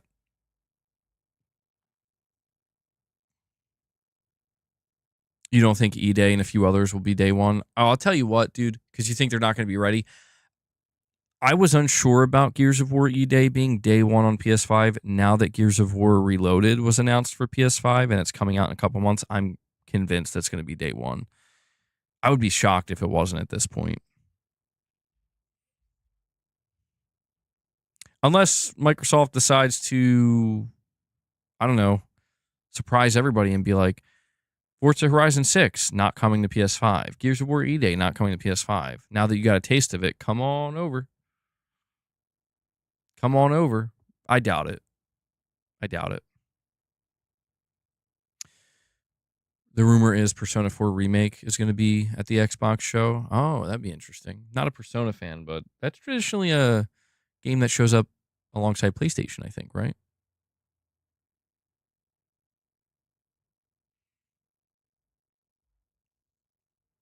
Yeah. Yeah, I agree with that. I think more people than ever are probably going to tune into this year's Xbox show, just knowing that there's a much greater chance that whatever they show might drop on your platform, right? Wherever you're playing. Astro Kart, yo, Sony should get on that. Astro Kart, maybe that's what they're making. Maybe that's that AAA arcade racing game. Astro Kart. Yo, I would totally play that. I'm not even a major kart racer fan. That would, I mean, that's like an easy home run, right? Surely Sony does something with that. Crackdown 3 Apology Edition. Yeah, you have an MBG quote on the box or whatever. Uh-oh, my monitor's freaking out again for some reason. I don't know why it keeps doing that. PlayStation is moving more to multi-platform too. It's good for all of us. I mean, yeah, Sony. Well, here's the thing. I'm not sure what Sony's going to do. It's true that they have been moving more towards being somewhat multi-platform, but at the same time, they have new leadership from top to bottom, and we have yet to get any frame of reference of how that new leadership is going to approach strategically. Everything that's been done up until this point was greenlit and done under the guide of Kenichiro Yoshida as Sony CEO. And, you know, there hasn't actually been a new PlayStation president, like officially, since Jim Ryan left. And that's been a while. So we have two new people in charge, one for all of Sony, the other for all of PlayStation and Sony Interactive Entertainment. And, you know, with that comes maybe they go even more multi-platform now, or maybe I don't know, maybe they do the opposite and they're like, actually, we want to be a little bit more conservative than we were, pull it back a little bit, or maybe they'll just stay exactly as they are. I've talked about this a couple times and I still believe that. I think the way Sony's doing it is perfectly fine.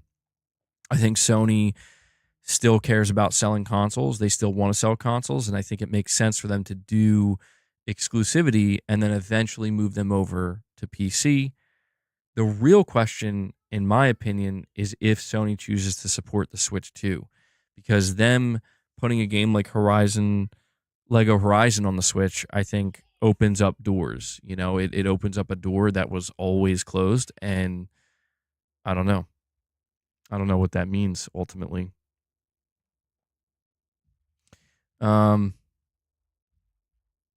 San Diego studio did Mod Nation Racers.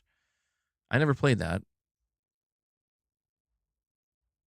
SDO, you think PlayStation will always have true exclusives? Good luck playing Astrobot, Gran Turismo, and Bloodborne on PC. Well, that's what's interesting is like there does seem to be some limitation here. Like there's some level of limitation where like, yeah, they like here's the question, right? Like, will the next Gran Turismo be on PC? It might be. Apparently the reason they didn't do a PC port for 7 was because they already moved on the GT8. Astrobot, that's a big. I mean, I don't know, man. You put Astrobot on PC, I don't know. That's you would think that's one game that would stay on PlayStation, right? I kind of get that vibe with it, but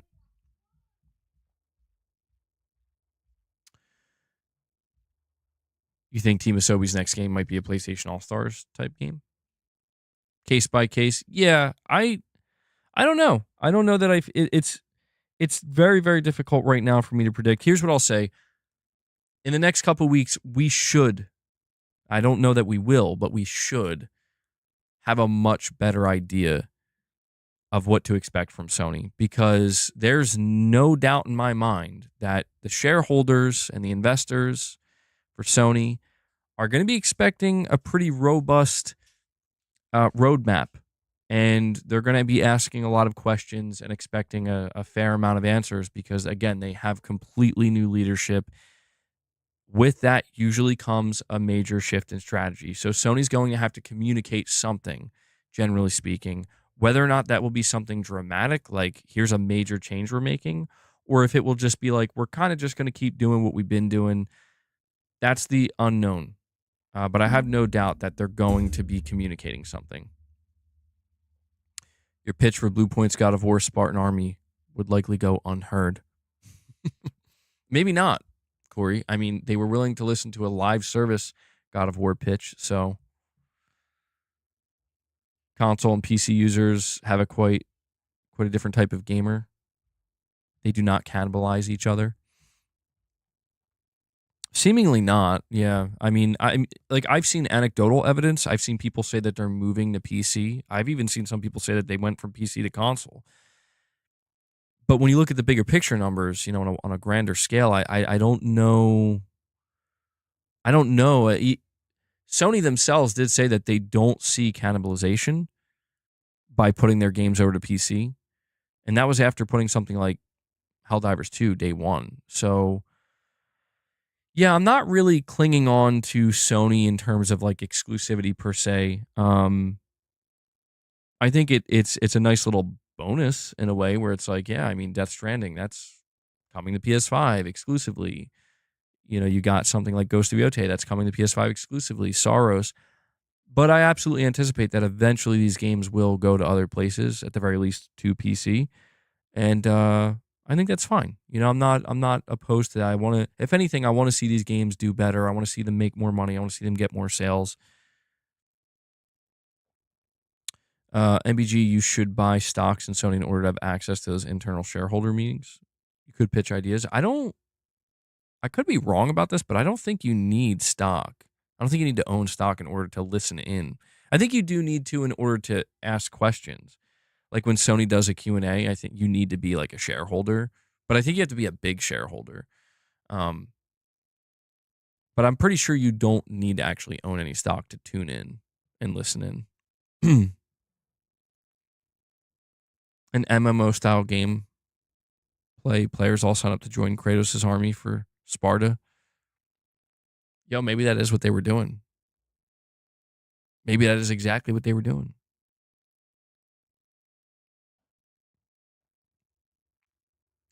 You don't know why PlayStation hasn't ported the old Astrobot Rescue Mission to PSVR 2. I think Sony's kind of done. I want to say like, it's the best way to word this. I think Sony is kind of going to let PSVR 2 go the way of PlayStation Vita, unfortunately. I think the PSVR 2 will have a dedicated player base for quite some time, just like the Vita did. But I think it's going to be clear in the coming years that Sony's they've moved on. You know, they're moving. I think they're going to be moving back to handhelds as like a more of a priority. We have Piper with a $5 super chat. He says, how did we get to the place where we care more about Sony being successful than the services and games they provide us as consumers?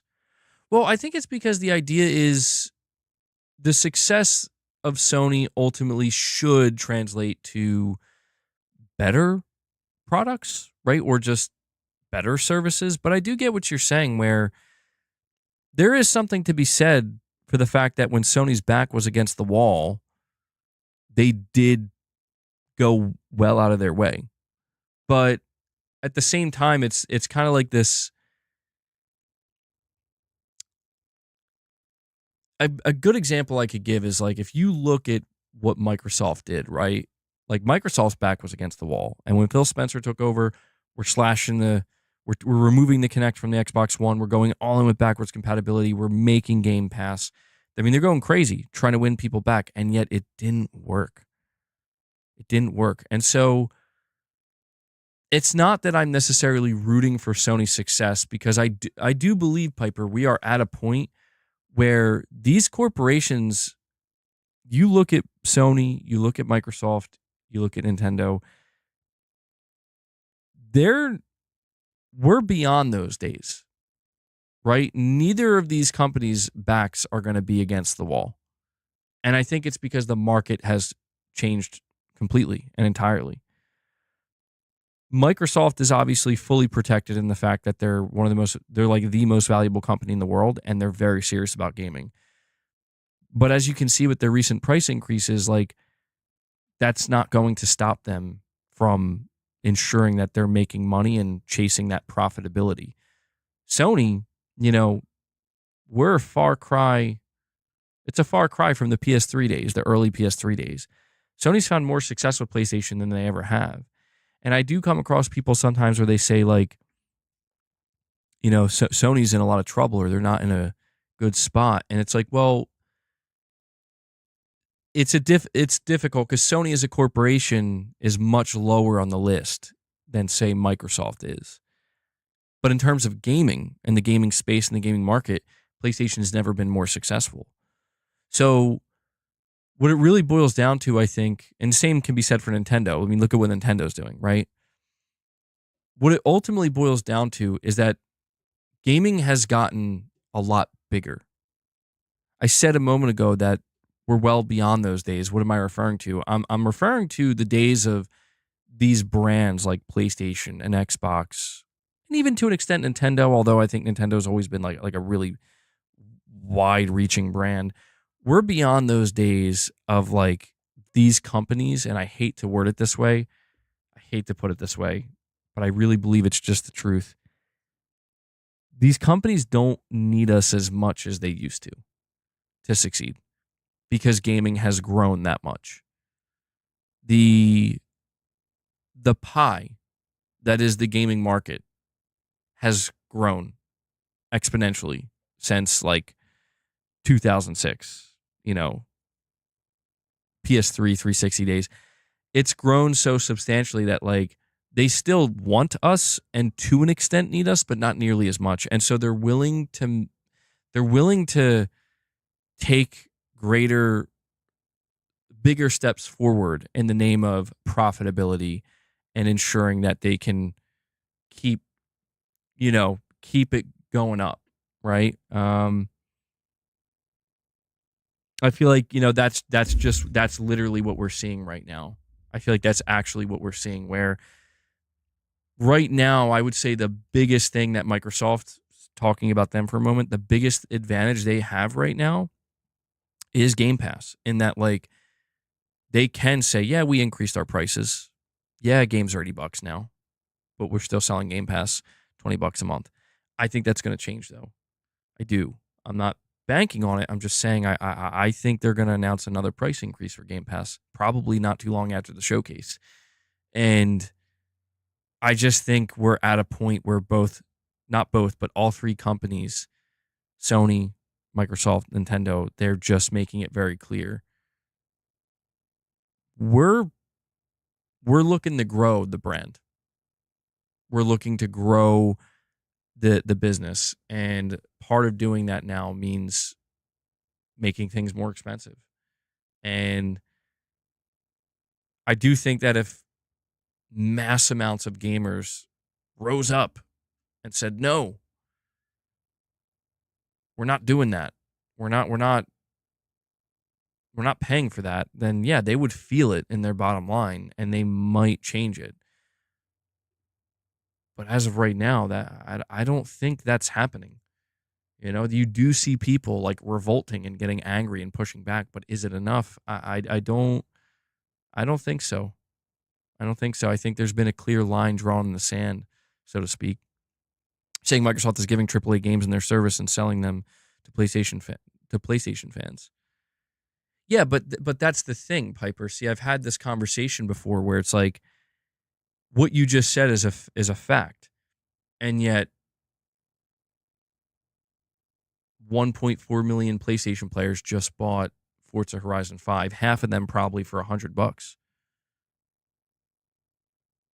And if you turn to those players and say you could have just went to Game Pass, right? Like you didn't have to spend $70 for Forza Horizon 5 or $100. You could have just went to Game Pass, and all those people will turn and say, "I know, I'm cool though.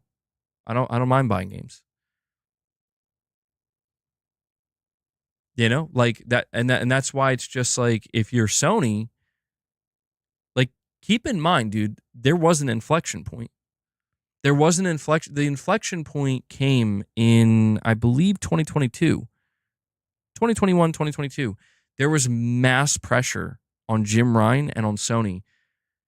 Everybody, especially after the Bethesda acquisition, like, bro, Sony, you going to start putting your games day one in the PlayStation Plus? And Jim Ryan, he was like, no. Not only can we not sustain that, but we're pretty sure we'll be okay not doing that. People are still going to buy games. And for as much as people don't like Jim Ryan, he was like, from a business perspective, he was totally spot on, And that's why I'm not interested in having a conversation purely from the consumer level, because that's too simple. It's important, but I don't want to just see things from one side. I want to see it from as many angles as I possibly can. So from the consumer perspective, I absolutely understand that, like, bro, you look around at what's going on, Game Pass, flat out, no matter how much it upsets some people out there, it's just the truth. Game Pass is an insane value. Even if you were to just subscribe for 1 month, and just play like as many games as you can, that's insane value. And then you unsubscribe. Or even just 3 months, right? There's no denying that. The problem, it's depend on how you look at it. The problem, like if you are viewing things from just a consumer level, you will have no choice but to ask yourself at some point, like, why isn't Game Pass taking over? Like, this is crazy. Like, you could pay $20 a month and you get all these day one drops. Why is it not taking over? Why isn't everybody subscribed to Game Pass? Like, why are there more PS5 sold than there are Game Pass subscribers in 2025? And that right there is why you have to pay attention to the business side, because these things are interconnected and interwoven to a degree where you can't detach them. If you want to know why Sony isn't putting games day one into PlayStation Plus, it's because Game Pass hasn't taken over. That's not a slight at Game Pass. It's just the reality. Game Pass has been slow growing, and it has yet to really tip the scales, so to speak, from a business perspective. And so if you want to know why Microsoft is like, you know what, we're just going to sell games on PlayStation, it's because Game Pass is slow growing. Because at some point, Microsoft was like, let me get this straight. You guys would literally rather just give us $70 if we are willing to put our games over there than you would to come over here for $1 or $10. And this was before the price increase, but for $1 or $10 and just subscribe to play these games.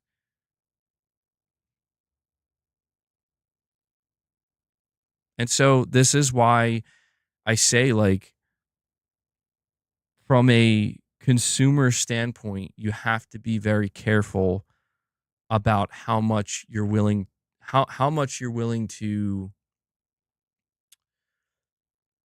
how much goodwill you're willing to offload onto Microsoft, because those price increases we just saw did not surprise me in the least, and they're indicative of, oh wait, that's right, you guys also want to make money too. And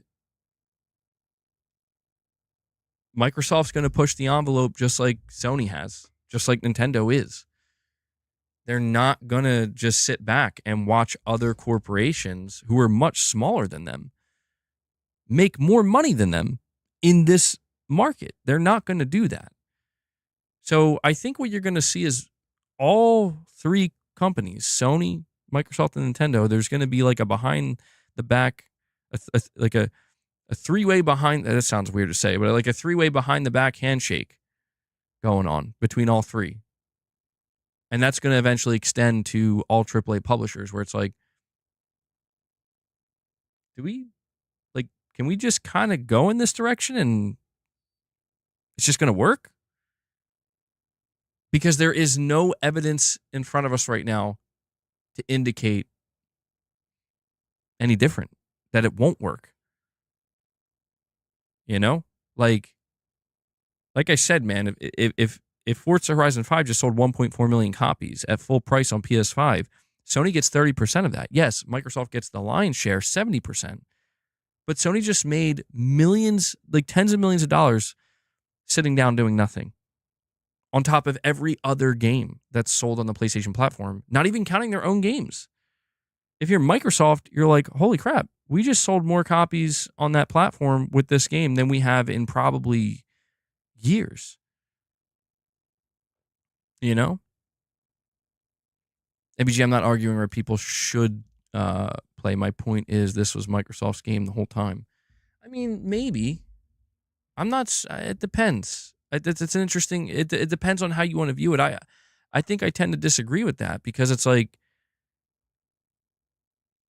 it's not that it hasn't been Microsoft's game the whole time. I say this because Microsoft was not involved practically the whole time. So I view it from the perspective of, the Xbox brand was a group of executives who were kind of siloed off from Microsoft, where it's like, here's your budget. Please try to make us some money. We don't even care how much it is. Just try not to lose money. Okay? Can you do something with this? Can you try to make it a success?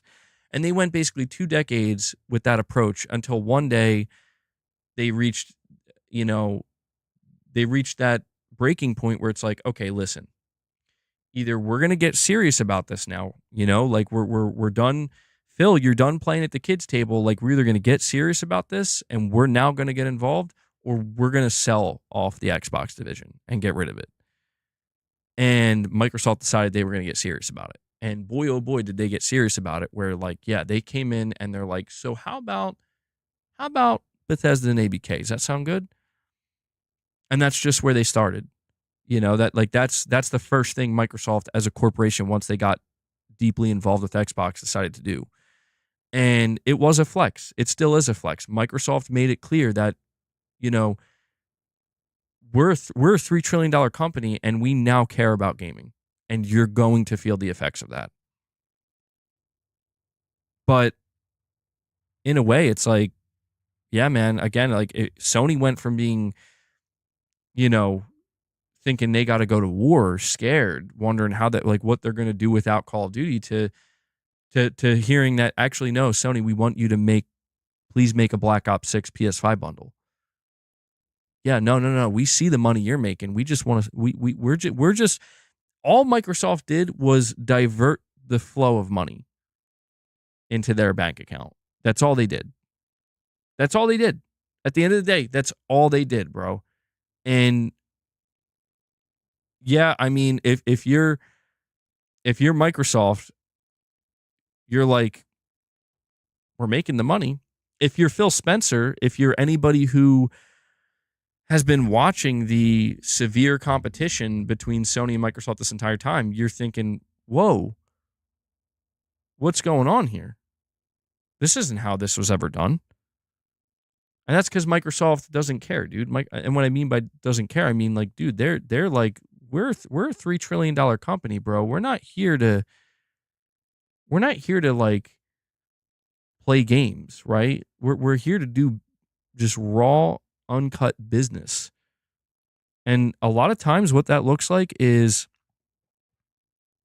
just helping. I mean, I don't say helping your competition, but using your competition, you know, using your competition. And that's exactly what they're doing. And it's just such a fascinating outcome that, again, I don't think anybody would have predicted. And I just think people need to be very careful about how much goodwill, like I said, because, listen to me, I say this as somebody who also watched a lot of PlayStation players give all their goodwill to Sony, and then Sony ends up not losing all of it. It depends on who you ask, but they're definitely burning some of it. Like all the goodwill that they gave Sony, it wasn't so that Jim Ryan could say, greenlight 12 live service games. So we can burn all that goodwill, you know? You have to be careful how much goodwill you're willing to give to these corporations, because it becomes, the better the deal seems, the better it seems like it is for you on the consumer level, and the more excited you get about that. There's nothing wrong with that. I don't want to discourage that. I want people to be excited about what they like. Just be very careful, because that can quickly flip. That can turn on a dime.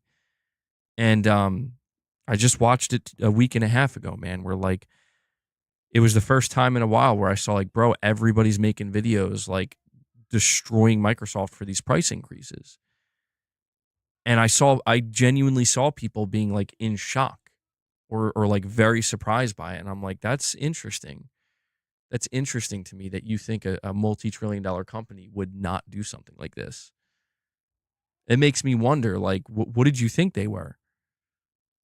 Not in a condescending way, but just genuinely, like, what did you think they were? I think it's just, it has to be, I think, just, it's an unspoken, although maybe here, maybe it is spoken, but usually an unspoken understanding that you can't trust these companies, because it is business at the end of the day. And they will toss you out if need be. When I say you, I don't mean you as a customer. I mean they will shred the goodwill. They will burn that goodwill the moment they feel like they can. The moment they feel like they don't need it anymore, they'll burn it. And that's all. I think that we've seen that, not just in the games industry, but throughout business in general, where these companies, when they get into a good spot, when they feel like they're finally in a better spot, they'll start burning the goodwill because they feel like they don't need it anymore. And a lot of times what happens is they burn too much goodwill, or they burn all of it. They fall on their ass, and then they're like, oh man, we gotta turn it back around. We gotta turn it back around, and we gotta win back the goodwill of the customer. It's usually cyclical. But that's what's interesting in watching Microsoft is such a giant in corporate, right? They're such a giant business that like, I don't think that's going to happen this time, because they're too giant. Like they can't. Microsoft, in my opinion, now that they're directly involved with gaming, is the epitome of too big to fail.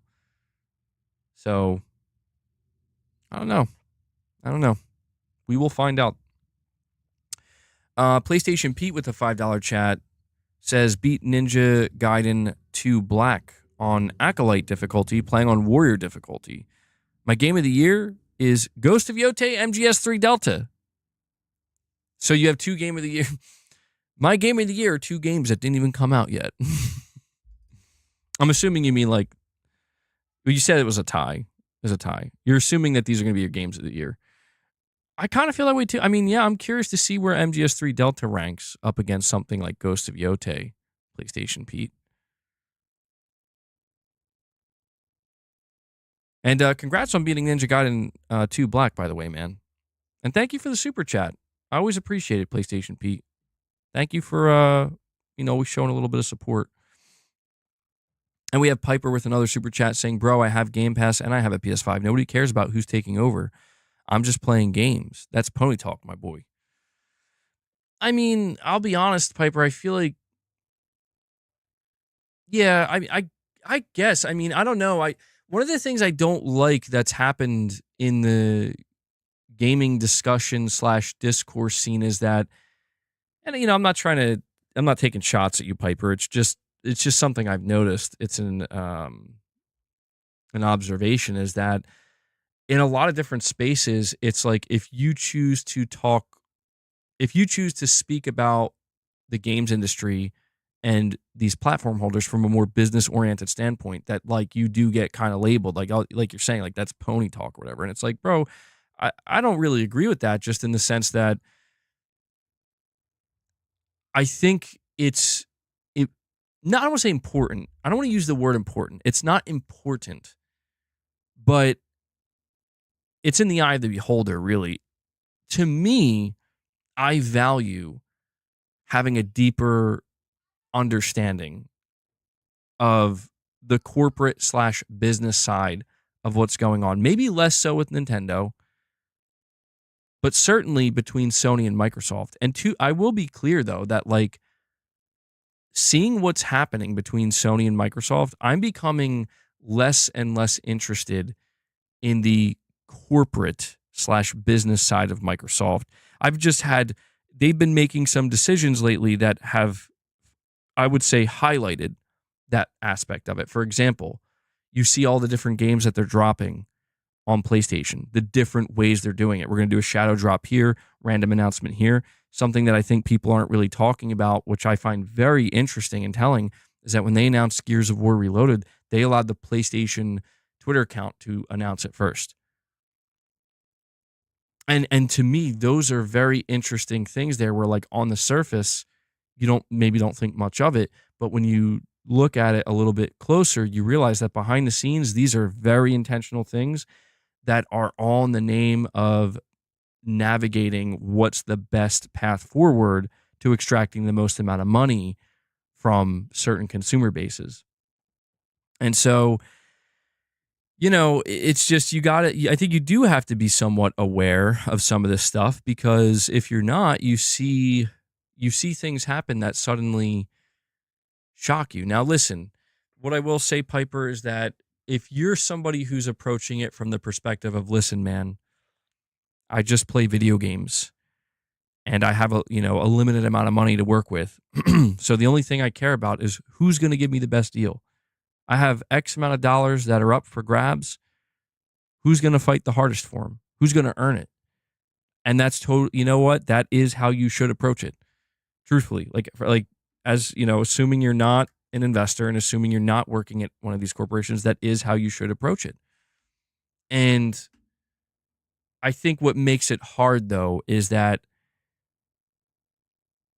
I feel like what deviates your attention, or not your attention, but your thought process behind where you're going to spend your money, is what exactly are you holding though? You get what I'm saying? Where it's like, in my case, Microsoft can show me Game Pass. And it's like, yeah, but are you going to have Death Stranding over there? Well, I'll be honest, I can't use myself in this as an example. I'm too deeply invested, in my opinion, in the PlayStation ecosystem, where I'm not going to sit here and like BS anybody and make it sound like maybe Microsoft can win me over it. No. But I'm sure there are people out there where it's like, oh, Game Pass sounds great, but like, are you going to have? Let me take a step back. We need to figure out the psychology behind why people still like buying video games, physically and digitally.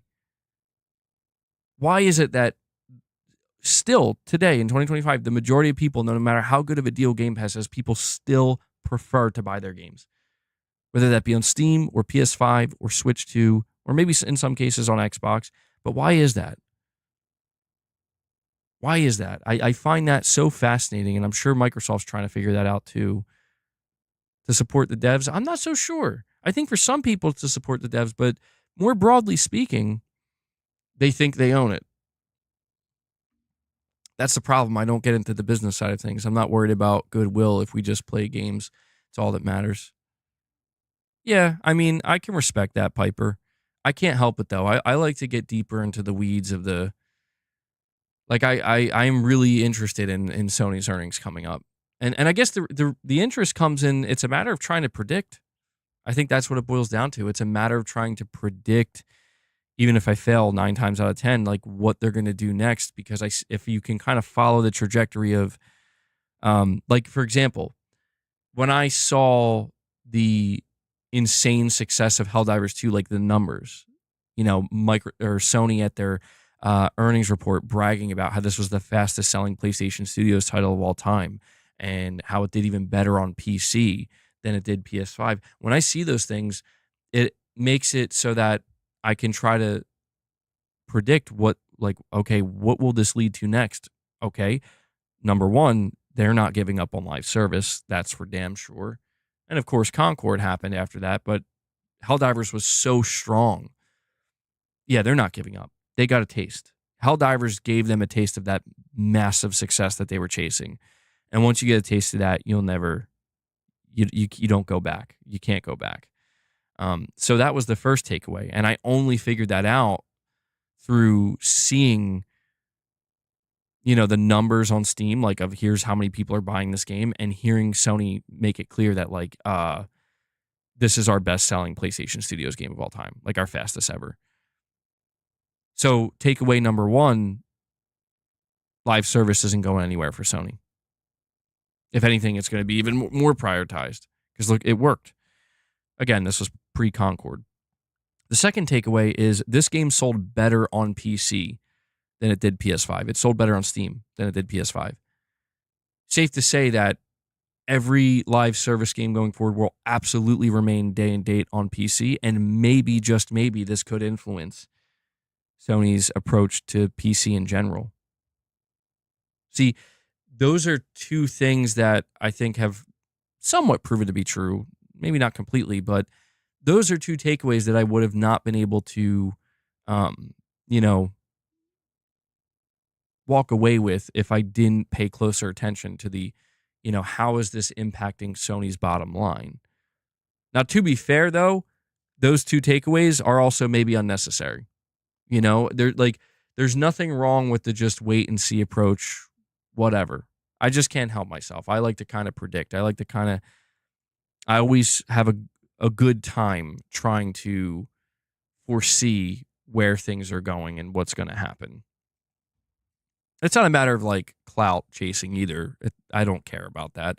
It's just fun. It makes it more interesting to me, trying to read the trajectory of where these things are going. I'm glad I went digital. I would live like a hoarder and clutter if my 5,000 plus games were on disc. Oh my God. Yeah. Yeah, I think about that too. That's crazy. Because customer habits take a long time to change, sometimes generations, and Game Pass did go from 0 subs to over 35 million one day at a time, and Microsoft has forever. That's true. That is true. Yeah, I mean, if you're talking about playing the long game, this is why I do pay attention to the business side, because here's one of the biggest things to highlight in this conversation is what you just said. Microsoft has forever. They do.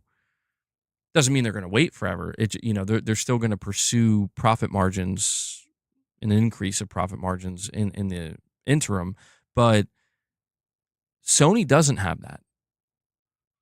And that's because Sony's worth,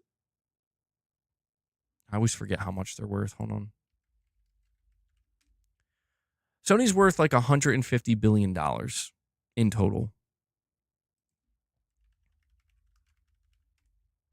Microsoft is worth $3.2 trillion. That's absurd. Like, Sony literally doesn't have that time. Being valued over $3.26 trillion affords you quite literally what you just described. Like, they can wait generations, bro. They can wait 100 years practically if they need to. Like, that's crazy. They can just wait. There's no rush. Sony can't do that. Like, don't get me wrong, $150 billion can afford you a lot of time, but there's a much greater urgency for Sony to like For people who want to know why Sony wants, Sony wants such mass success in live service, it's because, well, let me put it to you this. I'll show you this. So Roblox Corporation, okay? Roblox. It's all it is, just Roblox. They are worth nearly $50 billion. Think about this just for a moment. Roblox, the corporation which runs a single live service game, is worth nearly $50 billion. So Sony as a whole is worth $150 billion. The entirety of Sony, not even the PlayStation division, in isolation.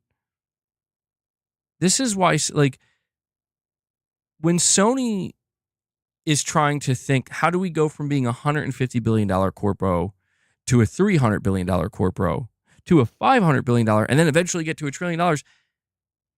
Well, they can't just start, they can't just go in every direction. They can't just follow Microsoft. They can't, like, Sony doesn't have Windows. Sony doesn't, they're not involved in an enterprise level with most things like that, like software wise. Live service games as of right now, I hate to say it, unless Hiroki Totoki has discovered something that I haven't thought of, which is a real possibility considering that's his job, and he's been doing this for decades. I think live service games are their best bet, and this is why Sony is not going to give that up, and it's why Microsoft feels no threat from Sony. Sony doesn't feel a threat from Microsoft, though, at this point, because Microsoft, when Satya Nadella walked in the room, and decided that we're going to put Microsoft's $3.2 trillion behind the Xbox brand now, that's when the competition ended. Microsoft decided the competition was over. Now, they had to wave the white flag, technically, to make that happen, but it was because, they're like, we're just going to wait like 50 years if we have to. Now, they can't just lose money. Why do you think they increase the price of their products? They can't just lose money, but they can wait. There's no rush for them. Sony has a bit more urgency. They do, because Sony needs to find the next big thing that's going to move their company up. And I'm not saying, again, I'm not speaking from the angle of like, I'm rooting for them. Like, I want them to be worth $300 billion. No, that's not my money, right? I'm just saying, like, I care how they're going to try to get there. Because as we saw with Helldivers and Concord and the studio acquisitions they're making and the new announcement of LFG Studio, which people are already being like, what is this? Like, every decision they make and they end up announcing that we are watching unfold, it's all in the name of that. And Microsoft literally already has that because they paid for it, because they could afford to pay for it. Not only do they have enough money to just wait decades and generations if need be, but they had enough money to just easily buy how many live service games? How many live service games? MBG, you're being a bit hypocritical. Microsoft can lose money, but they don't want to, is more what you're saying, versus Sony, they can't afford Concord-style flops or worse flops from Bungie. Well, yeah. That's the thing, dude. Like, Microsoft can't afford for Activision to be a flop anymore.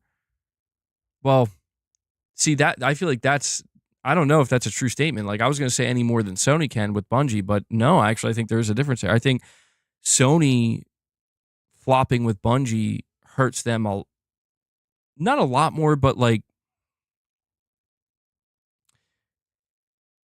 it's just that Xbox is not Microsoft's bread and butter. Xbox has almost nothing to do with Microsoft being valued at $3.2 trillion. That's the difference. For PlayStation, most of Sony's value, or at least a massive, massive chunk of Sony's overall $150 billion value, is PlayStation. So what I mean to say is that something like Bungie failing or being just a money sink and a money pit that doesn't result in any profitability overall in the long run, Sony feels that a lot more than Microsoft does, because the truth is, if Xbox caved in on itself a couple of years from now, where it's like, even though we put games on PlayStation, it doesn't matter. Even though we put all these games on Game Pass, it still doesn't matter. Our only option is to keep increasing the prices because we're not making any money back. It just, it would be an extreme. I mean, the absolute extreme of extreme. But like, let's just envision a scenario where Microsoft collapses in, the Xbox gaming division collapses in on itself, even with Activision. Call of Duty just dies for some reason, and Minecraft just dies for some reason. Like, all these different things just die for some reason. Microsoft would literally be able to just like shed that and be like, okay, bye. And they would be fine. I mean, when I say fine, I mean it would almost be like nothing happened. That's crazy. I mean, don't get me wrong. Investors would be upset. People would be unhappy. But Microsoft as a corporation would still be the most valuable corporation in the world. If something devastating ever happened to the PlayStation brand, Sony would feel that so, like, that would drop them so low. They would survive. They would be okay. They could make it. They could survive as a company, obviously. But it would be devastating to their company as a whole. And that, to me, is what highlights the difference truly between Sony and Microsoft, where this is why Microsoft doesn't care to give them the 30%. And this is why Sony will gladly take that 30%, because Sony understands that if they're ever going to get to the next level with PlayStation, it's not going to be by killing their competition, because that already happened. And their competition survived ultimately because they were taken in by Microsoft. So when you look at Sony and Nintendo, they're kind of out here doing their own thing, bro. Like, what I mean by doing their own thing is like they don't have a parent company. I mean, Sony is PlayStation's parent company technically, but realistically, it's just like they have to figure out how they're going to make their gaming platforms that are so wide, so well known and so established and do make a lot of money. How are you going to get it to the next level? And I don't think anybody has the answer to that question right now. Live service games are the closest thing that we have to an answer. Oh, Lux, I'm sorry, man. I missed you're saying Roblox and Minecraft created, not followed trends. Exactly. And I do think, again, I think about something like Dreams and how I don't think Sony had any inclination whatsoever that, like, bro, Dreams was something that could have started it. Well, it's not that it would have started a trend, but it was blooming at the time when, like, user-generated content, it was a couple years, I think, or just on the cusp of, like, this is going to become the next big thing.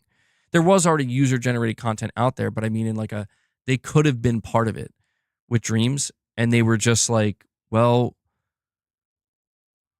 whatever, bro. Like, nobody seems to care. And it's like, well, Sony should have tried to get behind Dreams and try to put it on PC, put it on PS5. Maybe just put it everywhere and let more people, see if you can work more with Media Molecule to make it a little bit simpler. Because the thing about Dreams is it was very complex in terms of the tool set. But I think that, like, that was an instance where, like, they could have been on to something and they just let it rot. I mean, they literally let it rot. Like, it's like Sony didn't care about it. And it's like, that's where I'm just saying, like, there is a lack of understanding inherently in foresight, where it's like, you think Concord is your future in success in live service, but you will let something like Dreams rot. Now maybe, yeah, to be fair, maybe Sony saw it as like a legal liability because people were making Mario in it. So there is that. Maybe that did scare them, and that would be a fair thing. But, and Lux, you're saying Microsoft established 30 years after Sony as a company. They leapfrogged them in profit and valuation sense. I don't blame them for using their money. They earned it to use. Well, yeah, I mean, the thing is, if you look at Microsoft's history, dude, and this is where you can never give companies and corporations the benefit of the doubt because it's there's no reason to, like, bro, Microsoft, they were bad, man. Like they were, as you know, you're talking about like 80s Microsoft, 90s Microsoft, like they were trying to aggressively end competition, and they didn't hide. I mean, they got caught like numerous times. But granted, whatever they did, it worked because look at where they are now, right? And that's the name of the game, man. Like there's a reason why these companies, they want to eliminate competition so badly because they, like, once that competition is gone, they can just move up. They're the only ones moving up. They're the only go-to, for whatever the market is that they're in. But you're right. I mean, Sony, I just look at some of the things they're doing with games. I think Sony's doing a lot of great things. I just think there are certain realities. Now, I don't, if you were to ask, now this is where I want to separate. This is important for me to separate this. You're saying gamers come first. See, that's the thing. Like, I want to make it clear that if you were to ask me, if it was up to me, like I had control, I don't care about Sony as a corporation getting from 150 billion to 200 billion. I would actually be totally okay if they shrunk, but their gaming brand became more hardcore in a sense. If not hardcore, I don't know if that's the right word to use, but just more focused. I don't care about, and I understand Sony as a corporation, they have to care about it because they're a publicly traded company. This is why when you look at Valve, I always bring them up when we talk about this stuff. Like Valve doesn't care because they're not publicly traded. They're a private company. They got to a point where they found success. They made more than enough money. Everybody who works at Valve is making good money. Everybody's taken care of, and they're just sitting back raking it in, dude. And there's no pressure for them. It's like, well, you got to get more. You got to get more. What about that, dude? What about that platform that's worth even more than you? They don't care because they're not publicly traded. They're not taking investor money. Their money is just theirs. You know what I mean? And I think that that's where it's like I would rather see Sony do that. And of course, Microsoft would love that because Microsoft is a publicly traded company, and that's how they became as valuable as they are. And yeah, Microsoft's in that race. Like, how do we go from being 2 trillion to 3 trillion, from 3 trillion to 4 trillion? It's a never-ending cycle. It's a never-ending cycle, and it creates a monster of a company, man, a monster of a corporation that just is like has so many different heads. It's like, okay, I mean, Jesus, like nobody can compete with you now, you know? And Sony's in that race. They're just much, much further down, much, much further down in that race. And I am not, listen, the only thing that would make me happy to see them go from 150 billion in value to 200 to 250 is if they were doing so off of here's like some new single player games that we made, some different types of single player games, and our console's just selling that well. If there was growth to be had there, I would cheer that on. I am cheering that on. It's just we've hit a point, man, where like Sony kind of realizes, and so does Microsoft, so does every company, that like the upper limit of what can be achieved financially in capitalism, seemingly, the upper limit of financial success, not in gaming, but in the more traditional sense of gaming, in how it's been from the beginning, mainly, that ceiling has been hit. And I think Sony is a great example of this. And even what's coming up with Nintendo, we're like, look at how Nintendo with the Switch 2, for as traditional of a company as they are, even they're like, hey guys, we're getting on board now with party chatting and camera peripherals. And they did have Nintendo Switch Online, but they're trying to flesh it out even more. Like even they're starting to adopt, they're going in different directions that they previously, you would think like Nintendo could maybe be the company that doesn't have to do that, but even they're doing it now more aggressively. And yeah, I think this is another reason why Microsoft bought Activision Blizzard, because we have to ask ourselves, if we are trying to understand if we're trying to get some inclination of what to expect in the next 5, 8, 12 years, assuming we're all still gaming then, we have to ask ourselves, what is the end game within gaming? What is the end game? I don't know anymore. And this is why I try to be understanding of, like, even people like Herman Hulst, or like other people in these positions where it's like, bro, if you were to ask me, like, it's on my shoulders, like, bro, here's PlayStation. We're making more money on the PlayStation brand than we ever have, but we're at great risk of that going down unless we do something new, unless we give it some kind of fresh injection. How do we do that? Like, what do we do? And I would be nervous. True, like, if I was purely of the business mind, I would be nervous that, like, well, if I do exactly what I would want as a fan, like of a real fan of PlayStation, I'm pretty sure we would start to go down a little bit. Maybe not a lot, but certainly I don't think we would start going up. And that's like, I'm going to get fired. I'm going to immediately get fired. It's like, okay, well, I got to balance it out then. I can do a couple things, but I have to think of something fresh, something that's really gonna get a big spike. And I look around and I'm like, well, you have no choice but to look around. What's working in the industry? What's not working? What's stagnating? And this is why I always come back to this. I always come back to telling people that this is why Sony will never give up live service, because live service is the end game. I know that crushes people. I know that's depressing to people. And I know that they don't want that to be the case. But unfortunately, there's nothing we can do about it. It has been. This is why Microsoft was willing to pay $68 billion. They did not pay $68 billion for single player games. I mean, they literally did. But I mean, that's not why they were willing to pay that much. Because trust me, they overpaid for Activision and Bethesda. They were willing to do that because they understood the amount of live service properties we will consume in one fell swoop. Nobody else can do that. We can do that. What are the chances of Call of Duty failing in the next 10 years? What are the chances of Minecraft failing in the next 10 years? You know, what about Elder Scrolls Online? Is that making some decent money? What's going on there? I mean, this is just Sony. They don't have that kind of money.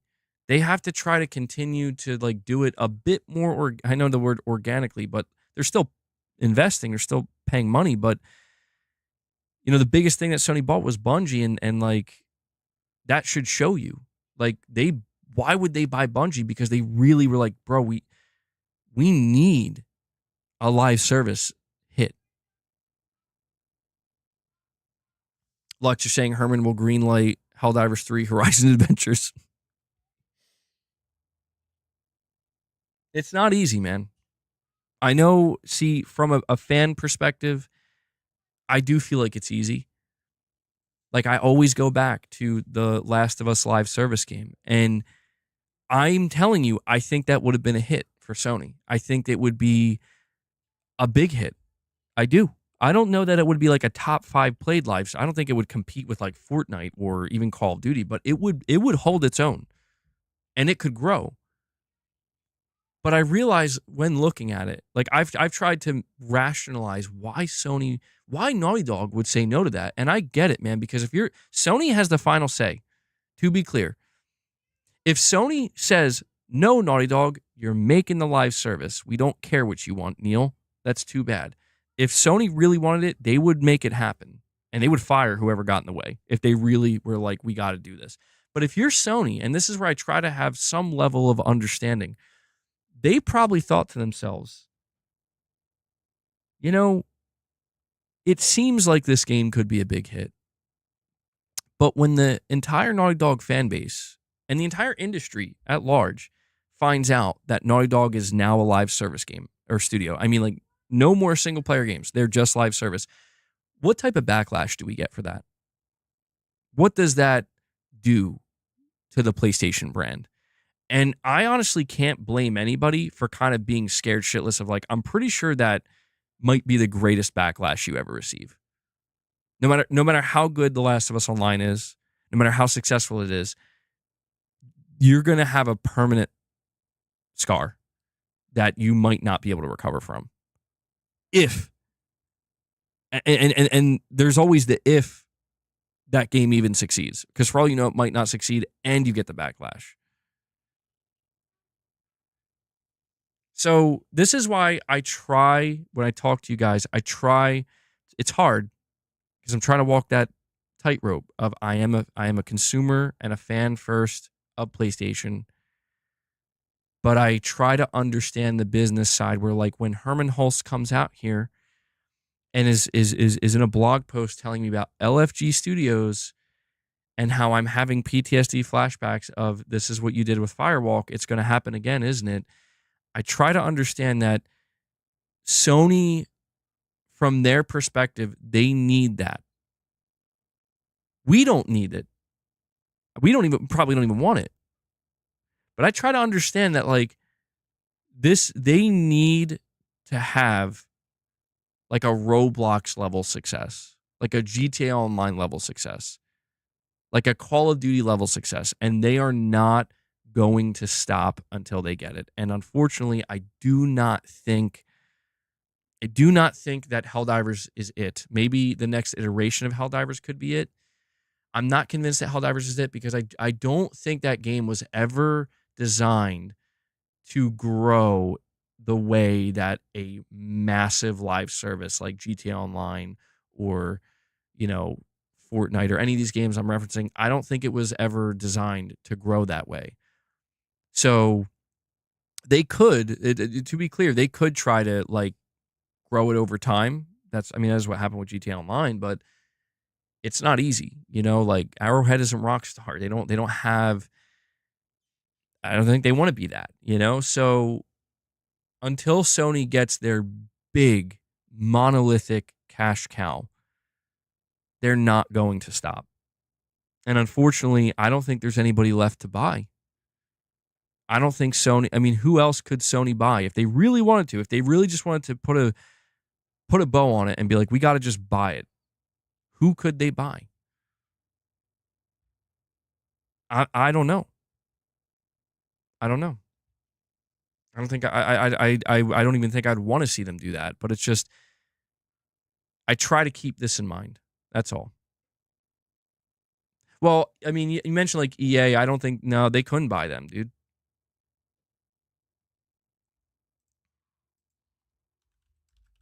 EA is worth, how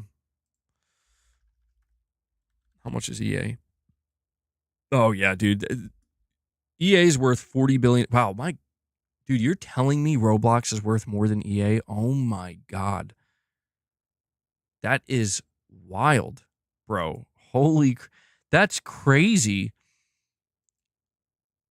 Roblox is worth more than EA. That is, you see what I'm saying? You see what I'm saying? If anything, it just backs up everything I'm saying. Have you stopped to consider that Microsoft is now a Goliath game division of PlayStation hardware, and together they can and will work as one to extract everything, $100 games and $1,000 consoles? I don't want to think of it that way. Because that is basically what you're describing. Now, that's an interesting thought. This is where things get very interesting, where you are describing essentially Sony accepting, and this could happen. It is business at the end of the day, and it depends on who's in charge. Sony looking at Microsoft's value, again, $3 trillion, and then looking at their value as 150 and realizing that the only chance we have, in terms of like moving up, keep in mind, it's not in terms of finding success. It's all a matter of the context of success.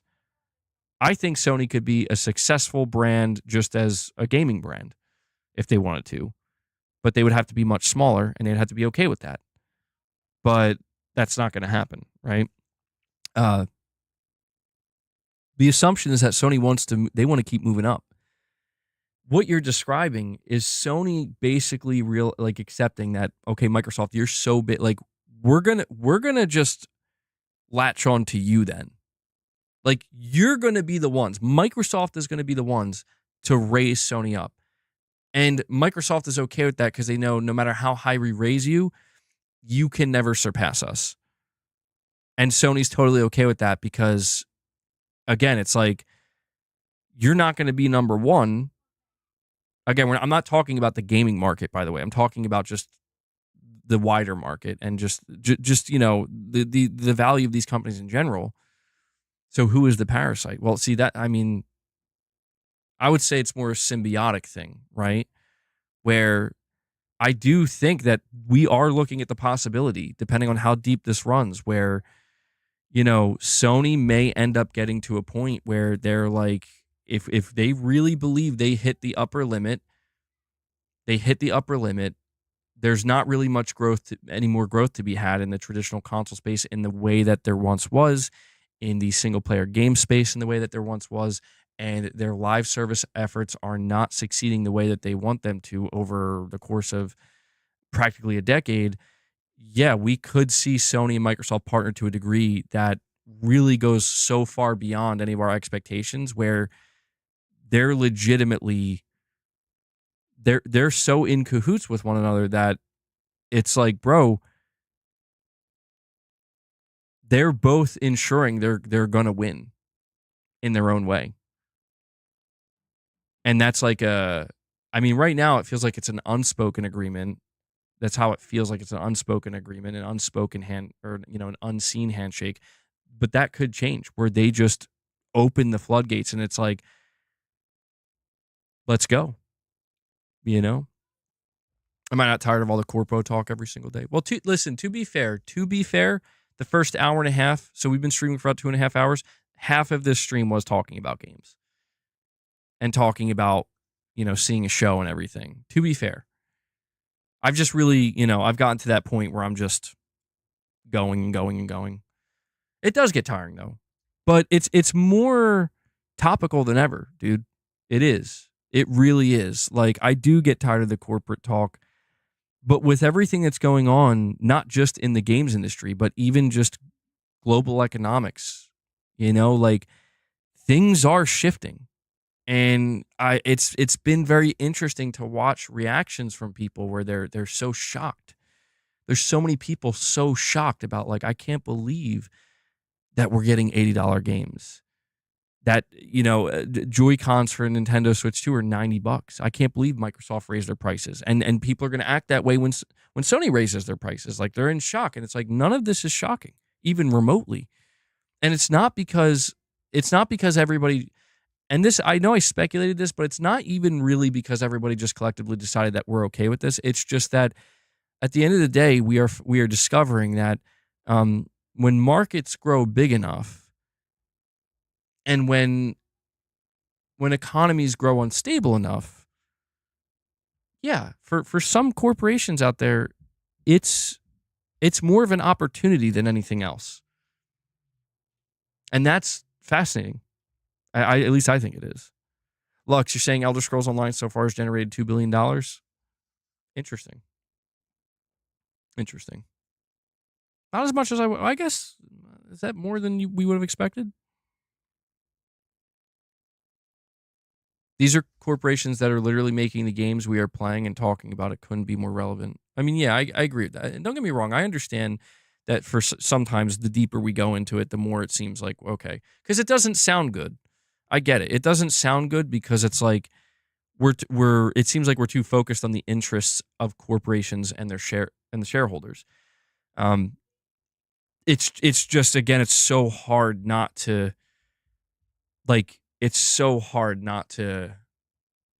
focus in on that when it feels like so many of this. If we're just talking about PlayStation, more than half of the decisions that Sony has made this generation are absolutely to I mean, I don't know that using the word placate is the right word, but just keep, not only keep shareholders happy, but really make them like, oh, you think we did good with the PS4? We're just getting started. We're just getting started, baby. That's Jim Ryan walking in. Oh, that's cute.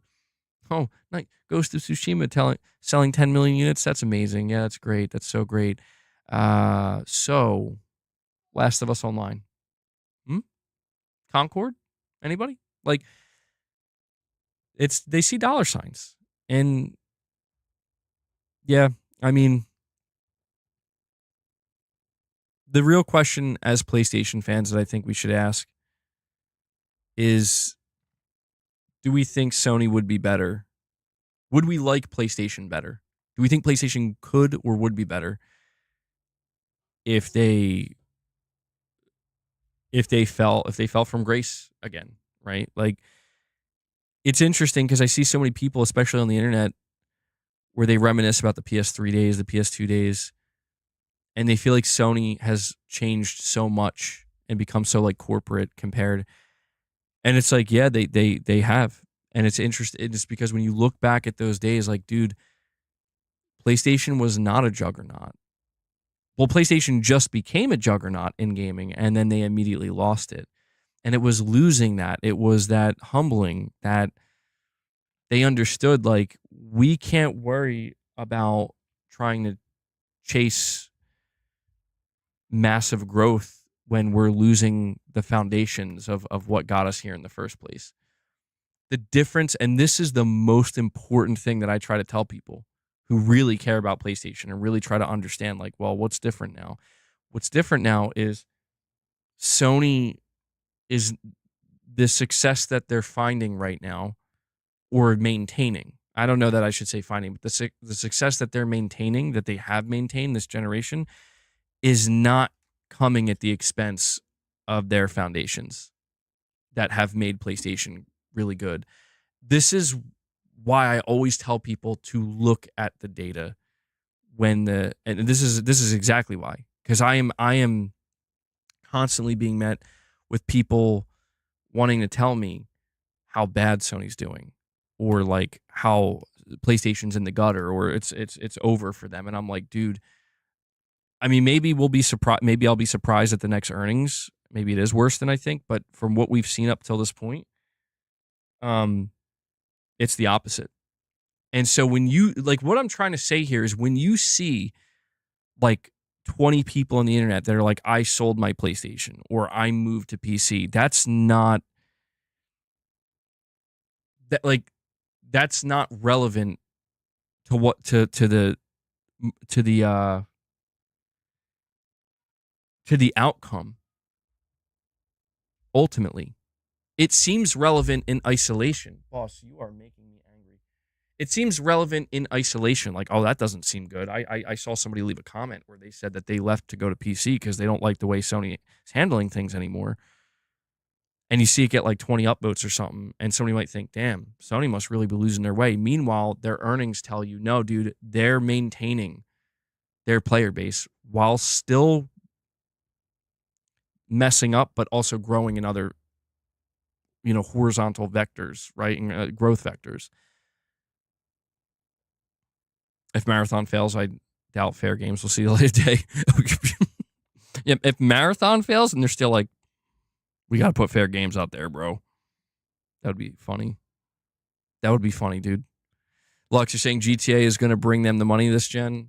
Absolutely, and that's why they see. It's important to understand that the reason why Sony felt so comfortable taking such a big risk on live service this gen was because of all the money they made on the PS4. They really did go to invest that money. It's just the reinvestment, I don't think, paid off nearly at all in the way that they expected. But they can't give up on it, because the idea is, well, where else do they roll that money into? I mean, I've talked to you guys about how, and this may be what, listen, there is I don't want to give anybody hope in this regard because it seems foolish to do so, but there is a possibility where the outcome for Sony here in the next 5 or so years is that Hiroki Totoki continues to try to do something in the live service space, and he says, "Okay, we'll see this through. We'll give Herman a couple more chances. Maybe Concord was just really truly bad luck."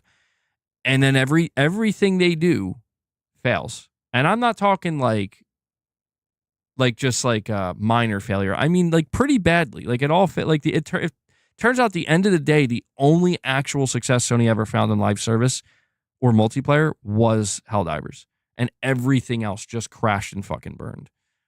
If that happens, there is a chance Sony could make the decision, because they may have no choice, that we're not going to win this. Like, we can't succeed here, and we're burning through too much money. So we have to reinvest that money into now we have to make, if we were making one single player game, or if we were making 5 or 6 single player games previously, we got to try to move that up to 10, maybe 12. Let's double our single player output. Let's take that money has to be reinvested into a safer space. And the single player games, remasters and remakes as well, those are the safer spaces. But yeah, the cost of development is ballooning there too, so adjustments would have to be made accordingly. So I'm not trying to give people hope in saying that Sony will give up on live service. It's just that I think every live service game outside of Helldivers would have to be devastatingly bad. Anyway, guys, we are approaching the 3-hour mark. Listen, I'm going to be streaming for just a couple more minutes before we wrap it up, because it is a later stream. So I want to encourage you guys, can we get a last-minute member train going here? We're sitting at 10 members on the day. Boss is still going crazy. He wants his treats. We need 15 more members. Can we do it? We're going to be doing a members lounge this week. Can we make it happen? I don't want to pressure anybody, but I'll just throw it out there since we'll be wrapping it up in a minute. If you have any more super chats you want to drop or any other fan funding, now is the time to do it.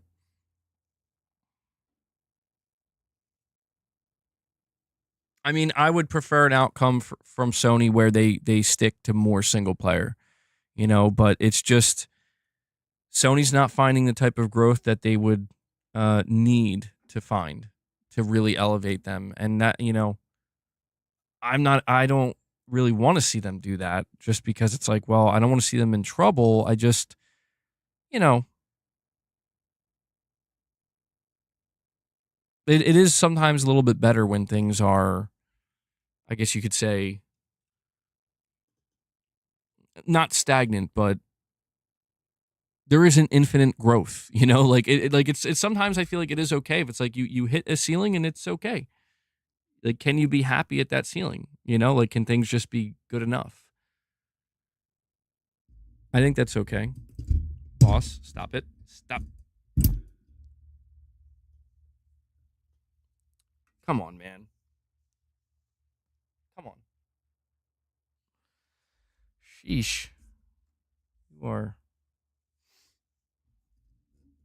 making online shooter number 232 is not the way. I know, man, but I think it's the success of Helldivers that has me convinced that they're not. I don't think they're going to deviate, man. At least not anytime soon. I mean, every time Sony looks at their portfolio and they look at, the list of their most successful games, their fastest selling games, Helldivers is going to be at the top. And that's going to be, I mean, Business 101 tells you, you don't just walk away from that, What's really interesting is Sony owns the Helldivers IP, and if I'm not mistaken, I'm pretty sure Arrowhead said that they're not doing Helldivers 3 next.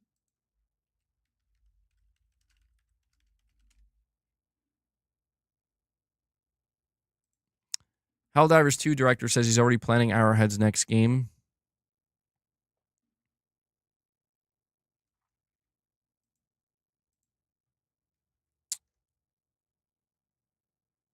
Arrowhead wants to hear your speculation on what its Helldivers 2 follow-up could be.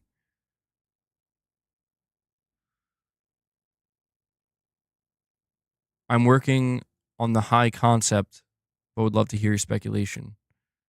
Hmm. I mean, is there any chance it's not Helldivers 3? And if so, what does Sony do? Does Sony find somebody else to make Helldivers? What could Helldivers 3 be, though?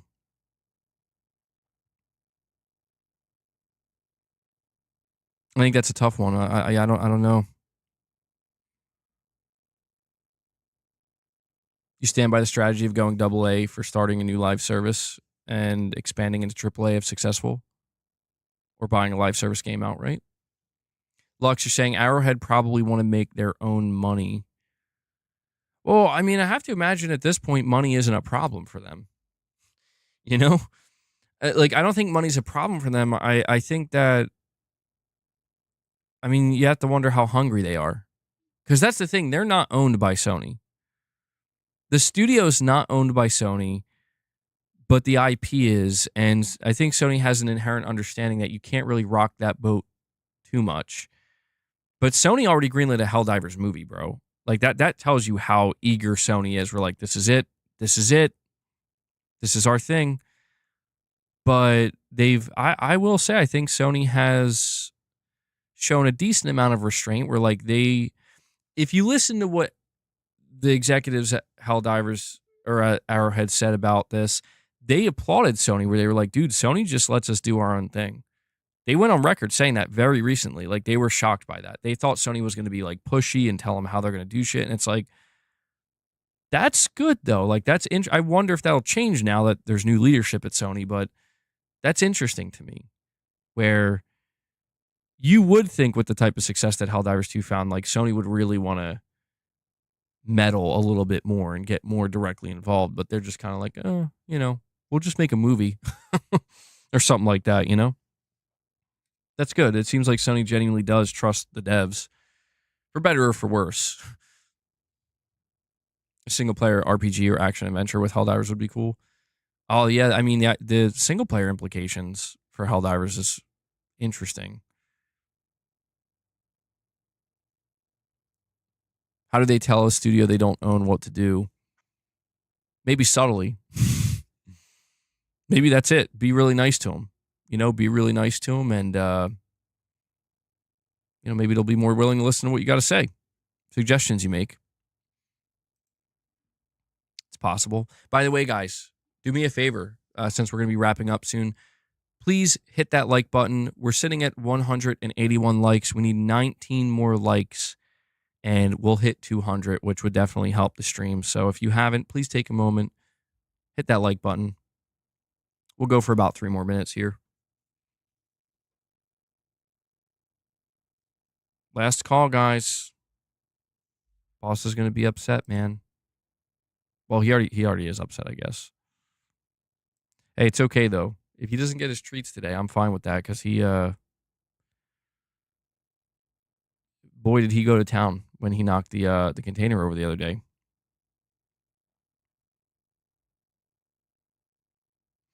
Can you please let everybody know in the chat that GTA 6 is not a Sony first party? Is anybody saying it's a first party? I don't think anybody's saying it's a first. I mean, maybe across the internet in some places there might be some people who are not understanding, but no. GTA 6 is not a first party title. It's a completely third party title. But Sony does seemingly have some partnership with Take-Two for marketing rights. You think they should milk Helldivers 2 for a while and then make a new one? The well starts to really go dry. Well, Arrowhead was teasing that like their next update's going to be like really big or something. Like people are going to, I think they said like people are going to crap their pants when they see. And I'm like, I'm not sure that, like, I don't know. I don't know if that's overhyping it. What could it be? Who is saying they're buying an Xbox to play GTA 6? Nobody. I mean, I haven't really seen it. No. I've seen more people say they're just going to wait on PC than I've seen say that they're going to buy it on Xbox. But I don't know. I mean, I have to imagine GTA 6 is going to sell some Xbox. At the very least, it should sell some Series S's. But with the price increases, I'm not so sure now.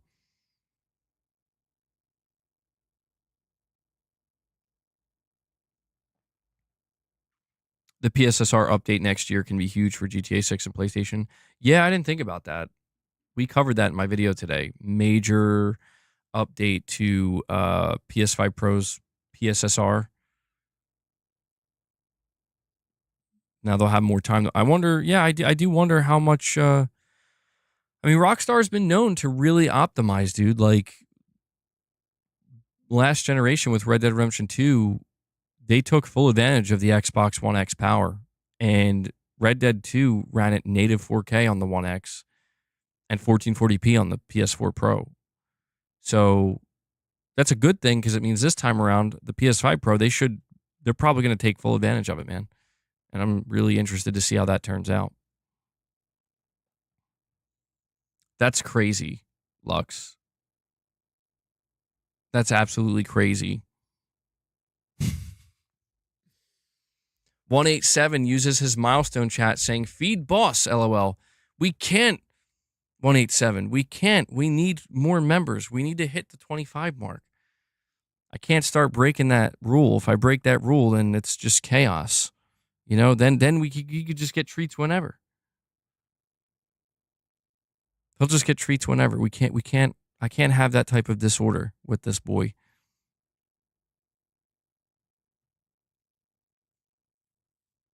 They hate console gaming and didn't want to buy an expensive one. They got them secondhand. Interesting. I guess they'll probably do that for GTA 6. But guys, I mean, come on. Now's your chance. 187's telling you to do it. All it takes is one, bro. I'm sorry, boss. I'm so sorry. He's like, is it time? It's not. It's not time, boy. It's probably not going to be time. Probably no feeding the beast today. How you like that, boss? How's that sound? No feeding the beast? No? He looks sad. That's not a sad look, no. I know boss's sad look. That's more of a he's pissed off type look. He's got like this thing going with the eyes. Like he usually does that when he's annoyed. Beast Mode, you're saying, I've seen someone say the Pro is a scam because Doom runs better on Xbox. It's amazing how bots have scooted down to celebrating the rare occasion where the Xbox game runs better on Xbox. I know exactly what you're talking about, bro. I saw it too, and I'm just like, I'm not falling for the bait anymore, man. I'm not. I just can't. It's gotten so stupid. It's like, bro, what are you talking about? Is it disappointing that Doom isn't better optimized for the Pro? Yeah, it is. But does that mean all other games aren't optimized? Like that's the thing that gets me is that people act like if one game isn't properly optimized, then none of them are. It's like actually it's the opposite. Literally. It's the opposite. I'm sorry to inform you of that, but it does. Yeah, it has a higher resolution on Pro, but I think Digital Foundry said that the Series X is probably. I think the way that they were is like Series X is king or whatever for Doom, and it's like, all right, well, buy it on a Series X then. What do you want me to tell you? You know, like you want me like do people want me to say like, oh man, I shouldn't have bought a PS5 Pro? Like, come on, get real. You know.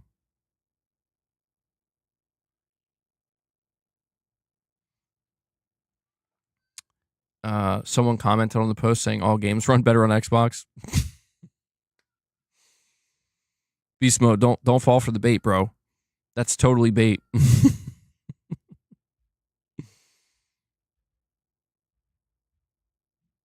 I remember all the. Oh, hold on. My monitor just flickered again.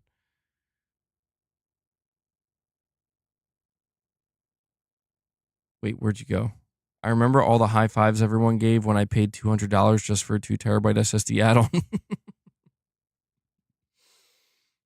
Hmm.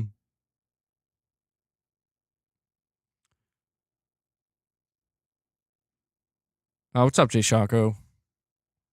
I'm doing good, man.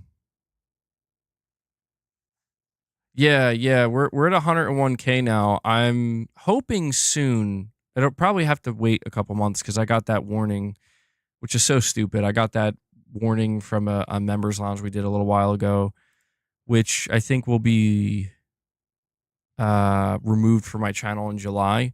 So in the meantime, I'm removing all the copyrights for my channel, and I'm trying to clean the channel up so that way when I go to request the 100K plaque from YouTube, I don't have anything in the way of that. Plus, I think it would just help the channel in general. I think it'll help with YouTube's algorithm and whatnot. But all right, guys, I think this is going to do it for the show. I'm sorry, boss. I tried to hold out for you, but some days it's just not going to happen, and that's okay because something tells me you'll be okay. But yeah, that's going to wrap it up for today's stream. It went, a little bit later than normal, but I want to thank everybody for their support today. If you stopped by, hung out, watched the whole thing, watched some of it, if you watch it later, really appreciate that. I also want to make sure to give a special thank you to everybody who dropped direct support, anybody who dropped member gifts, or if you dropped any super chats. You guys are the reason I'm able to do this. If it wasn't for that support, I wouldn't be able to maintain this channel the way that I do. I wouldn't be able to have these discussions with you guys. And, I try to remain grateful for that because it's a good time. So thank you so much for the support. I also want to make sure to give a thank you and a shout out to Devil Shooter, who does the timestamps for the streams. If you guys see him in the comments, give him some thanks, show him some love. I know he appreciates that. He does a good job for us. So, Devil Shooter, thank you for what you do, man. And yeah, the only other thing I want to ask you is to please hit that like button as you're heading out. And I did put a news video out there earlier. You could go check that out if you haven't. That does it. So, guys, we will be back here hopefully tomorrow with another stream and some more content. And so I hope to see you then. And until then, enjoy the rest of your day, and I'll catch you in the next one. Take care.